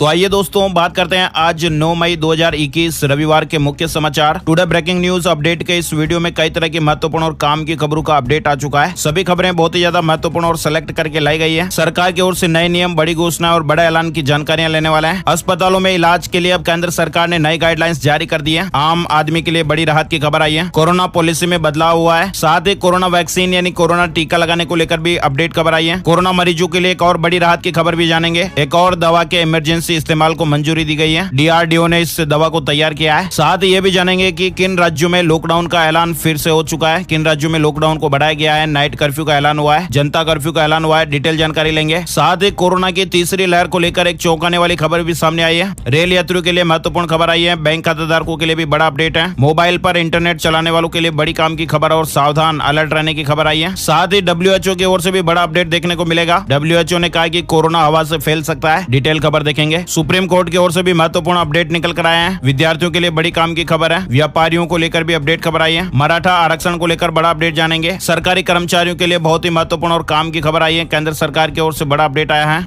RBI की ओर से बड़ी काम की खबर निकल कर आ रही है। शादियों को लेकर बड़ा अपडेट देखेंगे। PM किसान सम्मान निधि योजना की किस्त को लेकर अपडेट खबर आई है, कब पैसे मिलेंगे। साथ ही एक और राज्य है जहां पर किसान भाइयों के लिए बड़ी खुश खबर आ चुकी है। कर्मचारियों के लिए बड़ी काम की खबर, खुश खबर है। कर्मचारियों के लिए राहत की खबर है। 2 महीने की सैलरी एडवांस में मिलेगी। अब ये सैलरी किन को एडवांस में मिलेगी, किन कर्मचारियों को लेकर अपडेट है, पूरी जानकारी देखेंगे। और हाँ दोस्तों, इन खबरों के अलावा भी अलग अलग राज्यों से आ रही बहुत ही ज्यादा महत्वपूर्ण और सिलेक्टेड काम की खबरों का ये वीडियो है। पूरा वीडियो आप ध्यान से आखिर तक देखते रहिएगा। खबरों की शुरुआत करते हैं उससे पहले एक प्यार भरा सा निवेदन है, इस वीडियो पर आप लाइक का बटन जरूर दबाइए दोस्तों, और ज्यादा से ज्यादा इस वीडियो को आप फेसबुक और व्हाट्सएप पर भी जरूर शेयर करते रहिएगा। तो आइए दोस्तों, बिना टाइम विलंब के चलते हैं आज की पहली बड़ी खबर की ओर। पहली बड़ी खबर राहत की खबर आई है, आप देख पा रहे हैं। अस्पताल में भर्ती करने के लिए मरीज का कोरोना टेस्ट रिपोर्ट अब जरूरी नहीं है। स्वास्थ्य मंत्रालय ने नई एडवाइजरी जारी की है। किसी भी अस्पताल में भर्ती करने के लिए मरीज को अब कोरोना टेस्ट रिपोर्ट दिखाने की जरूरत नहीं है। केंद्रीय स्वास्थ्य मंत्रालय ने नई एडवाइजरी जारी की है और उसमें यह कहा गया है कि जिन मरीजों को अस्पताल में भर्ती करने की जरूरत है उन्हें तत्काल भर्ती करके इलाज शुरू किया जाए। उनमें किसी भी प्रकार की जांच रिपोर्ट मांगने की जरूरत नहीं है। जिनमें कोरोना के लक्षण हो और उनके पास कोविड पॉजिटिव रिपोर्ट नहीं हो तो उन्हें संदिग्ध वार्ड में भर्ती किया जाए। मंत्रालय ने यह कहा है कि किसी भी सूरत में किसी भी मरीज को अस्पताल में भर्ती करने से इंकार नहीं किया जा सकता। सबसे पहले मरीज को भर्ती करना है, उसके बाद संदिग्ध मरीजों का RT-PCR टेस्ट कराना है। टेस्ट रिपोर्ट आने तक उनका इलाज कोविड संदिग्ध वार्ड में रखकर करना है। कोई भी मरीज किसी भी शहर के अस्पताल में भर्ती होकर इलाज करा सकता है। मंत्रालय की ओर से यह स्पष्ट किया गया है कि किसी भी मरीज से स्थानीय प्रशासन स्थानीय प्रमाण पत्र जैसे कोई भी प्रमाण नहीं मांगेंगे। किसी भी जगह राज्य के मरीज को कहीं भी इलाज कराने का अधिकार है और संदिग्ध मरीजों को कोविड सुविधाएं उन मरीजों की तरह ही दी जाए जो कोविड पॉजिटिव मरीजों को दी जा रही है। ऑक्सीजन की जरूरत पर उन्हें भी प्राथमिकता के आधार पर ऑक्सीजन देना है। तो यह आम आदमी के लिए राहत की खबर का ऐलान हुआ है। चलिए आगे बढ़ते हैं दोस्तों। बड़ी खबर आप देख पा रहे हैं, पहचान पत्र नहीं होने पर भी आपको कोरोना का टीका लगेगा। स्वास्थ्य मंत्रालय ने इसको लेकर भी अपडेट जानकारी दी है। स्वास्थ्य मंत्रालय ने किसी तरह का पहचान पत्र नहीं रखने वाले लोगों के टीकाकरण को लेकर भी दिशा निर्देश जारी किए हैं। ऐसे लोगों को कोविन ऐप में पंजीकृत किया जाएगा और उनके टीकाकरण के लिए विशेष सत्र आयोजित किए जाएंगे और इन लोगों की पहचान की जिम्मेदारी जिला प्रशासन की होगी। मंत्रालय ने ऐसे लोगों के टीकाकरण कराने के लिए गाइडलाइन जारी की है। आगे बढ़ते दोस्तों, अगली बड़ी खबर, कोरोना मरीजों को बड़ी राहत मिली है। DCGI ने 2DG दवा के इमरजेंसी इस्तेमाल को मंजूरी दी है। DRDO ने इस तरह की दवा को तैयार किया है। वायरस संक्रमण के बढ़ते मामलों के बीच drug controller general of India यानी DCGI ने 2-deoxy D ग्लूकोज यानी 2DG दवा के इमरजेंसी इस्तेमाल को मंजूरी दे दी है और इस दवा का इस्तेमाल एक सहायक थेरेपी के तौर पर किया जाएगा, यानी मध्यम से हल्के कोविड-19 मामलों के इलाज के लिए इस दवा का इस्तेमाल किया जाएगा। क्लिनिकल नतीजों से ये पता चला कि इस दवा के मॉलिक्यूल अस्पताल में भर्ती मरीजों को तेजी से ठीक होने में मदद करते हैं। इसके अलावा मरीजों को सिलेंडर के जरिए दी जाने वाली ऑक्सीजन पर निर्भरता को भी कम करते हैं। आगे बढ़ते हैं दोस्तों, अगली बड़ी खबर देख पा रहे हैं। सुप्रीम कोर्ट ने टास्क फोर्स गठित की है। ऑक्सीजन की उपलब्धता व भविष्य की चुनौतियों पर काम होगा। सुप्रीम कोर्ट द्वारा देश भर में वैज्ञानिक, तर्कसंगत और न्याय संगत आधार पर चिकित्सा ऑक्सीजन की उपलब्धता और वितरण को लेकर 12 सदस्यीय नेशन टास्क फोर्स का गठन किया है और ये टास्क फोर्स देश में ऑक्सीजन के आवंटन सहित जरूरी दवाइयों की उपलब्धता और कोविड से निपटने की भविष्य की तैयारियों पर भी सुझाव देगा। वही दोस्तों, अगली बड़ी खबर है, बेहद ही चौंकाने वाला अपडेट आप देख सकते हैं कोरोना की तीसरी लहर बेहद ही खतरनाक हो सकती है और इलाज के लिए भी समय कम पड़ सकता है। ये एक बड़ी चुनौती बन सकती है। इस तरह की खबरें लगातार देखने को मिल रही है क्योंकि इस वायरस महामारी की तीसरी लहर भी दरवाजे पर आकर खड़ी हो गई है। लोग दूसरी लहर की पीक आने का इंतजार करते रह गए और वायरस की तीसरी लहर का संकट भी देश के सामने खड़ा हो गया है। केंद्रीय स्वास्थ्य मंत्रालय ने जानकारी दी है कि जिस तरह से देश में संक्रमण फैल रहा है उससे ये स्पष्ट होता है कि इस वायरस की तीसरी लहर भी आ सकती है और ये लहर कब आएगी और कितने समय के लिए आएगी इसके बारे में भी पूर्वानुमान नहीं लगाया जा सकता, लेकिन हम सबको तीसरी लहर के लिए तैयार हो जाना चाहिए। कोरोना वायरस की तीसरी लहर क्यों आ सकती है इसके कुछ कारण भी बताए जा रहे हैं। सबसे पहले आपको उन्हीं के बारे में जरूर जान लेना चाहिए। इस समय भारत में वायरस के कई वेरिएंट एक्टिव है और ये वेरिएंट अलग अलग राज्यों और क्षेत्रों में संक्रमण फैला रहे हैं। इनमें से सबसे ज्यादा खतरनाक है डबल म्यूटेंट वायरस, जिसे वैज्ञानिकों ने B.1.617 नाम दिया है और ये वेरिएंट भारत में ही बना है। अब तक देश में कोरोना का यूके वेरिएंट, ब्राजील वेरिएंट, दक्षिण अफ्रीका वेरिएंट और अमेरिका का भी एक वेरिएंट मिल चुका है। इसके कई और वेरिएंट की पहचान अलग अलग राज्यों में हुई है और इनमें से जो वेरिएंट सबसे ज्यादा चर्चा में है उसे लोग आंध्र प्रदेश वेरिएंट कह रहे हैं। हालांकि ये वेरिएंट अभी कुछ ही इलाकों में सीमित है। डॉक्टर्स द्वारा भी स्टडी में ये कहा गया है कि ये वेरिएंट अभी वायरस के नए स्ट्रेन बना रहे हैं, जिससे वायरस कई रूप लेकर लोगों पर हमला कर सकता है और इतने सारे वेरिएंट की वजह से ही देश में कोरोना की तीसरी लहर आ सकती है। अब सबसे जरूरी बात दोस्तों, आप ये देख सकते हैं कि जब कोरोना की पहली लहर आई थी तो वायरस 10 दिनों में फेफड़ों को खत्म कर देता था, लंग्स को खत्म कर देता था। दूसरी लहर में ये समय अवधि घटकर 5 से 7 दिन की हो गई है और ऐसा कहा जा रहा है कि तीसरी लहर में तो ये 2 से 3 दिन भी हो सकती है। यानी कि तीसरी लहर में वायरस 2 से 3 दिन में ही मरीज को गंभीर हालत में पहुंचा सकता है और डॉक्टरों को मरीज का इलाज करने तक का समय भी नहीं देगा। ये इस तरह का खतरनाक वायरस हो सकता है तीसरी लहर में। इस तरह की ये खबरें चल रही है। भगवान ना करे तीसरी लहर आए, लेकिन फिर भी हम सबको अलर्ट और सावधान जरूर रहना है। सरकार की ओर से जो दिशा निर्देश, गाइडलाइंस और कोरोना प्रोटोकॉल्स बनाए गए हैं उन सभी का हमें पालन करना है। चलिए आगे बढ़ते हैं। अगली बड़ी खबर, कोरोना के खिलाफ रेलवे ने भी जंग तेज कर दी है। 7 राज्यों के 17 स्टेशनों पर कोच तैयार किया है। रेलवे ने शनिवार को कहा है कि कोविड-19 के सामान्य मरीजों के उपचार के वास्ते उसके पृथकवास डिब्बों को देश के 7 राज्यों के 17 स्टेशनों पर तैनात किया गया है। रेलवे ने कहा कि फिलहाल विभिन्न राज्यों को 298 डिब्बे सौंपे गए हैं और उनमें 4700 से अधिक बिस्तर है। बड़ी खबर देख पा रहे हैं, सावधान हो जाइएगा। इंटरनेट पर मौजूद फेक ऑक्सीमीटर ऐप से आपको सतर्क रहना चाहिए। सेहत के साथ साथ आपके पैसों की भी चपत लग सकती है। गुजरात पुलिस के अलावा हरियाणा साइबर क्राइम और डीजीपी कर्नाटक ने भी लोगों को फेक ऑक्सीमीटर ऐप और उनके दावों को लेकर चेतावनी जारी की है। देश कोरोना के कहर से परेशान है। एक तरफ लोग बेड और ऑक्सीजन को लेकर परेशान है तो साइबर क्राइम करने वाले जो लोग हैं वो मदद लेने और मदद देने के नाम पर लोगों को चूना लगा रहे हैं। ऑक्सीमीटर कोरोना रोगियों के लिए एक संजीवनी की तरह है। एक तरफ जहां ऑक्सीमीटर जैसी फिजिकल डिवाइस से लोग ऑक्सीजन का स्तर माप रहे हैं तो दूसरी तरफ ऑक्सीमीटर ऐप भी प्रचलन में है और इन्हीं ऑक्सीमीटर ऐप के द्वारा साइबर क्रिमिनल लोगों को ठग रहे हैं। और ये नहीं दोस्तों, इन ऐप से रीडिंग भी सही नहीं आ रही है जिससे लोग पैनिक हो जा रहे हैं। गुजरात पुलिस ने भी इस तरह की एडवाइजरी जारी की है, सावधान रहने का अलर्ट किया है। तो ऐसे फेक एप्लीकेशनों से, फेक लोगों से आपको भी बचना चाहिए। जो ऑक्सीमीटर नापने का जो ये डिवाइस है, इस तरह के डिवाइस से आपको रीडिंग लेनी चाहिए। ये ऑक्सीमीटर ऐप के चक्कर में आपको नहीं रहना चाहिए, वरना आपको नुकसान उठाना पड़ सकता है। स्वास्थ्य का नुकसान तो उठाएंगे ही, साथ ही आपको आर्थिक नुकसान भी हो सकता है। चलिए बड़ी खबर देखते हैं। तेजी से फैलती महामारी की वजह, आखिर WHO ने भी माना है कि कोरोना हवा से फैल सकता है। अपडेट गाइडलाइन में लिखा है कि एरोसोल के जरिए दूर तक जा सकते हैं वायरस। WHO का एक ताजा जवाब आया है, वायरस खराब वेंटिलेशन या भीड़ वाली बंद जगहों में भी फैल सकता है जहां लोग लंबे समय तक रहते हैं, क्योंकि एरोसोल हवा में 1 मीटर से भी ज्यादा दूर तक जा सकता है। कोरोना को महामारी घोषित करने के लगभग 1 साल बाद WHO ने आखिर ये मान लिया कि कोरोना का वायरस हवा से भी फैल सकता है। यहाँ पर पैनिक होने की आवश्यकता नहीं है। WHO के अनुसार वायरस खराब वेंटिलेशन या भीड़ वाली बंद जगहों में भी फैल सकता है जहाँ लोग लंबे समय तक रहते हैं। दरअसल अभी हाल ही में वैज्ञानिकों के 2 दावे सामने आए थे और इसी वजह से WHO की सोच भी आखिर बदल गई है और अब ये मान लिया है कि कोरोना हवा से भी फैल सकता है। WHO ने गाइडलाइन को अपडेट किया है। इस तरह की खबरें चल रही है। चलिए आगे बढ़ते हैं। बड़ी खबर, कोविड राहत कार्य में IAF के 42 विमान तैनात है। 75 ऑक्सीजन कंटेनर की ढुलाई हो चुकी है। वायुसेना संकट मोचक की भूमिका निभा रही है। शनिवार को भारतीय वायुसेना के अधिकारियों ने इस तरह की जानकारी दी है। वही दोस्तों बड़ा अपडेट आ रहा है। केंद्रीय स्वास्थ्य मंत्री डॉक्टर हर्षवर्धन जी ने शनिवार को कहा कि देश भर में कोविड-19 के 1,70,841 मरीज वेंटिलेटर पर है, जबकि 9,02,291 मरीज ऑक्सीजन सहायता पर है। शनिवार को इस तरह की जानकारी दी गई। बड़ी खबर है, जेल में बंद कैदियों के लिए गुड न्यूज लाया कोरोना। सुप्रीम कोर्ट ने दिया ये बड़ा आदेश। आप देख पा रहे हैं, देश में कोविड-19 के मामलों में अभूतपूर्व वृद्धि पर संज्ञान लेते हुए उच्चतम न्यायालय ने शनिवार को जेलों में भीड़ कम करने का निर्देश देते हुए कहा है, जिन कैदियों को पिछले साल महामारी के मद्देनजर जमानत या पैरोल दी गई थी, उन सभी को फिर से वह सुविधा दी जाए। बड़ी खबर है, पीएम मोदी ने महाराष्ट्र, मध्य प्रदेश समेत 4 राज्यों के मुख्यमंत्रियों को फोन किया, कोविड स्थिति की जानकारी ली है। पीएम मोदी पिछले कुछ दिनों से हर दिन राज्यों के मुख्यमंत्रियों से बात कर रहे हैं और वहां की कोविड स्थिति का जायजा ले रहे हैं। वहीं बड़ी खबर आप देख पा रहे हैं, सुप्रीम कोर्ट में दायर याचिका में 2 बच्चे पैदा करने का नियम बनाए जाने की मांग। स्वास्थ्य मंत्रालय बनेगा प्रतिपक्ष। देश की बढ़ती आबादी पर नियंत्रण के लिए दायर जनहित याचिका में स्वास्थ्य एवं परिवार कल्याण मंत्रालय को प्रतिपक्ष बनाने की सुप्रीम कोर्ट ने अनुमति दे दी है। याचिका में नागरिकों के लिए अधिकतम 2 बच्चे पैदा करने का नियम बनाए जाने की मांग की गई है। जस्टिस संजीव खन्ना की पीठ ने इस बाबत शुक्रवार को निर्देश जारी किया है। दरअसल एक जनहित याचिका दायर की गई थी जिसमें गृह मंत्रालय की जगह स्वास्थ्य एवं परिवार कल्याण मंत्रालय को प्रतिपक्ष बनाए जाने की मांग की गई थी। याचिका पर सुनवाई की अगली तारीख 5 जुलाई तय की गई है। वही दोस्तों अगली बड़ी खबर देख पा रहे हैं, राजस्थान और तमिलनाडु में सोमवार से 15 दिनों के लिए संपूर्ण लॉकडाउन लागू रहेगा। कोरोना संक्रमण की चेन तोड़ने के लिए और भी कई राज्यों ने संपूर्ण लॉकडाउन और सख्त लॉकडाउन जैसी पाबंदियां लगाने के कदम उठाया है। तमिलनाडु और राजस्थान ने 10 मई यानी सोमवार से संपूर्ण लॉकडाउन का ऐलान कर दिया है, जो 24 मई तक लागू रहेगा। कर्नाटक में शुक्रवार शाम से और केरल में शनिवार सुबह से ही लॉकडाउन प्रभावी हो गया है। आगे बढ़ते हैं, बड़ी खबर, हिमाचल प्रदेश में कोरोना कर्फ्यू 10 मई से नए प्रतिबंध लागू हो जाएंगे। नहीं चलेगी बसें, जरूरी वस्तुओं की दुकानें 3 घंटे ही खुलेगी। हिमाचल में 10 मई सोमवार सुबह 6 बजे से कोरोना कर्फ्यू की बंदिशें और सख्त होने वाली है। नेक्स्ट बड़ी खबर आई है, उत्तराखंड के सभी स्कूलों में 30 जून तक ग्रीष्मावकाश घोषित कर दिया गया है। शिक्षा सचिव ने आदेश जारी कर दिया है। उत्तराखंड में सभी सरकारी, निजी और सहायता प्राप्त अशासकीय स्कूलों में 30 जून तक ग्रीष्मावकाश घोषित कर दिया गया है। ग्रीष्मावकाश जो है वो डे व बोर्डिंग सभी स्कूलों पर लागू होगा। शनिवार को इस तरह के आदेश जारी हो गए हैं। आगे बढ़ते हैं, बड़ी खबर ज्वेलर्स के लिए आई है। अनिवार्य हॉलमार्किंग नहीं होने पर फिलहाल जुर्माना और सजा नहीं। 5 लाख से अधिक ज्वेलर्स को बड़ी राहत मिली है। बॉम्बे हाई कोर्ट की नागपुर बेंच ने एसाइंग और हॉलमार्किंग सेंटर्स के मामले में पर्याप्त इंफ्रास्ट्रक्चर की कमी के चलते हॉलमार्किंग प्रावधानों का अनुपालन नहीं कर पा रहे ज्वेलर्स पर कड़ा एक्शन लेने या जुर्माना लगाने से BIS को रोक दिया है और ये रोक अगली सुनवाई तक के लिए है, जो कि 14 जून 2021 को होने वाली है। आगे बढ़ते हैं दोस्तों, अगली बड़ी खबर, मराठा आरक्षण को लेकर अपडेट निकल कर आ रहा है। सुप्रीम कोर्ट के फैसले के बाद अब महाराष्ट्र सरकार इसके खिलाफ पुनर्विचार याचिका डालने का मन बना रही है। इसे लेकर महाराष्ट्र कैबिनेट सब कमेटी की बैठक भी हुई है और बैठक के बाद मंत्री अशोक चौहान ने कहा कि मराठा आरक्षण को लेकर दिए गए सुप्रीम कोर्ट के ऑर्डर के खिलाफ एक रिव्यू पिटीशन दाखिल की जा सकती है। इसे लेकर महाराष्ट्र कैबिनेट की बैठक में विचार किया गया है। बैठक में यह भी तय हुआ कि मराठा आरक्षण को लेकर दिए गए सुप्रीम कोर्ट के फैसले का विश्लेषण करने के लिए एक कमेटी बनाई जाएगी, जो 15 दिन के अंदर अपनी रिपोर्ट पेश करेगी। चलिए आगे बढ़ते हैं, बड़ी खबर देखते हैं। LTC पैकेज, लाखों कर्मचारियों को अब नहीं होगा आर्थिक नुकसान। केंद्र ने लिया यह बड़ा फैसला।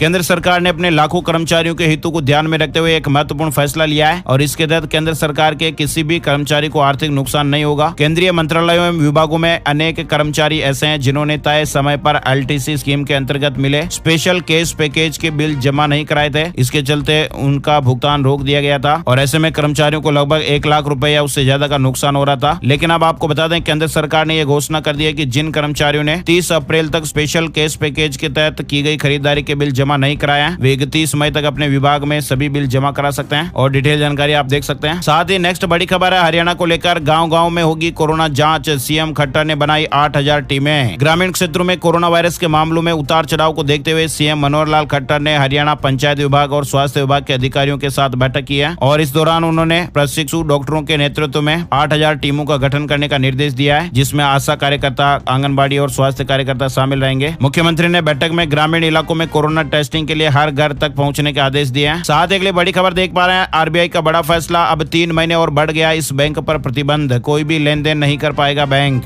भारतीय रिजर्व बैंक ने कर्नाटक स्थित मिलत कोऑपरेटिव बैंक पर लगे प्रतिबंधों को 8 अगस्त 2021 तक यानी कि 3 महीने के लिए बढ़ा दिया है। मई 2019 से ही प्रतिबंध लगा हुआ है। केंद्रीय बैंक ने इस बैंक में प्रत्येक बचत व चालू खाते के साथ ही किसी भी अन्य जमा खाते से 1000 रुपए की निकासी सीमा भी लगाई हुई है। आगे बढ़ते हैं, बड़ी खबर आई है, केंद्रीय मंत्री नरेंद्र सिंह तोमर और अरुण सिंह को असम के लिए बनाया गया ऑब्जर्वर और इनकी अगुवाई में ही नवनिर्वाचित MLA रविवार को गुवाहाटी में विधायक दल का नेता चुनेंगे। बड़ी खबर आ रही है झारखंड को लेकर, आप देख पा रहे हैं, शादी के लिए आदेश लेना जरूरी होगा, सरकार ने बड़ा फैसला लिया है। शादी, तिलक या छेका जैसे कार्यक्रम करने हो तो इसके लिए प्रशासन के पास घोषणा पत्र देना होगा। झारखंड को लेकर ये अपडेट खबर आप देख पा रहे हैं। बड़ी खबर है, खुश खबर, 14 मई से मिलेगी PM किसान की 8वीं किस्त। सरकार से मिली पहली किस्त की मंजूरी। किसान भाइयों के लिए खबर है, 8वीं किस्त का इंतजार कर रहे किसानों को जल्द ये पैसा मिलने वाला है। इसके अलावा दोस्तों, पश्चिम बंगाल राज्य में आखिरकार प्रधानमंत्री किसान सम्मान निधि योजना की पहली किस्त किसानों को मिलने जा रही है और इस राज्य के लाभार्थियों को 2000 रुपए की पहली किस्त 14 मई से मिलनी शुरू हो जाएगी। बड़ी खबर, PM मोदी ने कहा, कोरोना को हराने और वैश्विक बेहतरी के लिए भारत यूरोपीय संघ के बीच मजबूत संबंध जरूरी है। PM मोदी ने शनिवार को वीडियो कॉन्फ्रेंसिंग के जरिए सभी 27 यूरोपीय संघ के सदस्यों, राष्ट्राध्यक्षों या शासनाध्यक्षों के साथ बैठक की है। यह बैठक कोरोना महामारी से जुड़ी स्वास्थ्य सेवाओं के सहयोग पर विचार प्रचार करने के लिए आयोजित की गई थी। बड़ी खबर देख पा रहे हैं, हेमंत सोरेन ने अमृत वाहिनी ऐप लॉन्च किया है। ऑक्सीजन, आईसीयू बेड की जानकारी समेत कई तरह की और सुविधाएं आपको इस ऐप पर मिलेगी। झारखंड राज्य में कोरोना संक्रमण पर काबू पाने का प्रयास लगातार हो रहा है और अब अमृत वाहिनी के जरिए कारगर व्यवस्था की ओर एक कदम बढ़ाया गया है। इसके तहत वेब पोर्टल, मोबाइल ऐप और चैटबॉट के माध्यम से राज्य के अस्पतालों में ऑक्सीजन बेड और वेंटिलेटर युक्त आईसीयू की उपलब्धता की जानकारी पाने के साथ ही उसकी ऑनलाइन बुकिंग भी की जा सकेगी। नेक्स्ट बड़ी खबर, महाराष्ट्र से आने वाले यात्रियों के लिए चलेगी स्पेशल ट्रेन, बिना रिजर्वेशन नहीं कर सकेंगे सफर। लोकमान्य तिलक टर्मिनस और गोरखपुर के बीच दोनों दिशाओं में चलने वाली समर स्पेशल ट्रेन 11 मई से लोकमान्य तिलक टर्मिनस से रवाना होगी। वहीं दूसरी दिशा में गोरखपुर से 13 मई को रवाना की जाएगी। इस ट्रेन में सभी कोच आरक्षित श्रेणी के होंगे और यात्रियों को कोविड-19 मानकों का सख्ती से पालन करना जरूरी होगा। साथ ही और अपडेट आप देख पा रहे हैं, रेल यात्रियों के लिए अच्छी खबर है। इन 5 जोड़ी ट्रेनों को मिला सेवा विस्तार। 5 जोड़ी ट्रेनों को आगे भी संचालित करने का फैसला हुआ है। कौन कौन सी ट्रेनों का सेवा विस्तार किया गया है, इसकी डिटेल आप यहाँ पर देख पा रहे हैं। इसके अलावा कुछ ट्रेनें रद्द रहेगी, इसको लेकर भी डिटेल आपको यहाँ पर बताई गई है। बड़ी खबर, यूपी में अब सरकारी कर्मचारी भी खरीद सकेंगे ऑक्सीजन कंसंट्रेटर। योगी सरकार ने आदेश जारी किया है। योगी सरकार ने शनिवार को राज्य कर्मचारियों को बड़ा तोहफा दिया। निर्देश दिए गए हैं कि राज्य सरकार के अधिकारी और कर्मचारी शासन की ओर से अनुमन्य चिकित्सा प्रतिपूर्ति के नियमों के तहत ऑक्सीजन कंसंट्रेटर की खरीद कर सकते हैं। बड़ी खबर, छात्रों को मानसिक रूप से स्वस्थ रखने के लिए सीबीएसई की पहल, सीबीएसई दोस्त फॉर लाइफ ऐप की जल्दी शुरुआत होने वाली है। सीबीएसई ने इस साल वार्षिक परामर्श कार्यक्रम की शुरुआत एक नई सुविधा के साथ की है। 10 मई 2021 से छात्रों और अभिभावकों के लिए एक ऐप जिसका नाम सीबीएसई दोस्त फॉर लाइफ है, इसकी शुरुआत होने जा रही है। सीबीएसई ने महामारी के दौरान 9वीं से 12वीं कक्षा के छात्रों के मनोवैज्ञानिक कल्याण के लिए ये नया ऐप लॉन्च किया है। आगे बढ़ते दोस्तों, बड़ी खबर, छत्तीसगढ़ में 10 मई से ऑनलाइन मिलेगी शराब। ऐप से बुकिंग पर घर पहुंचेगी शराब,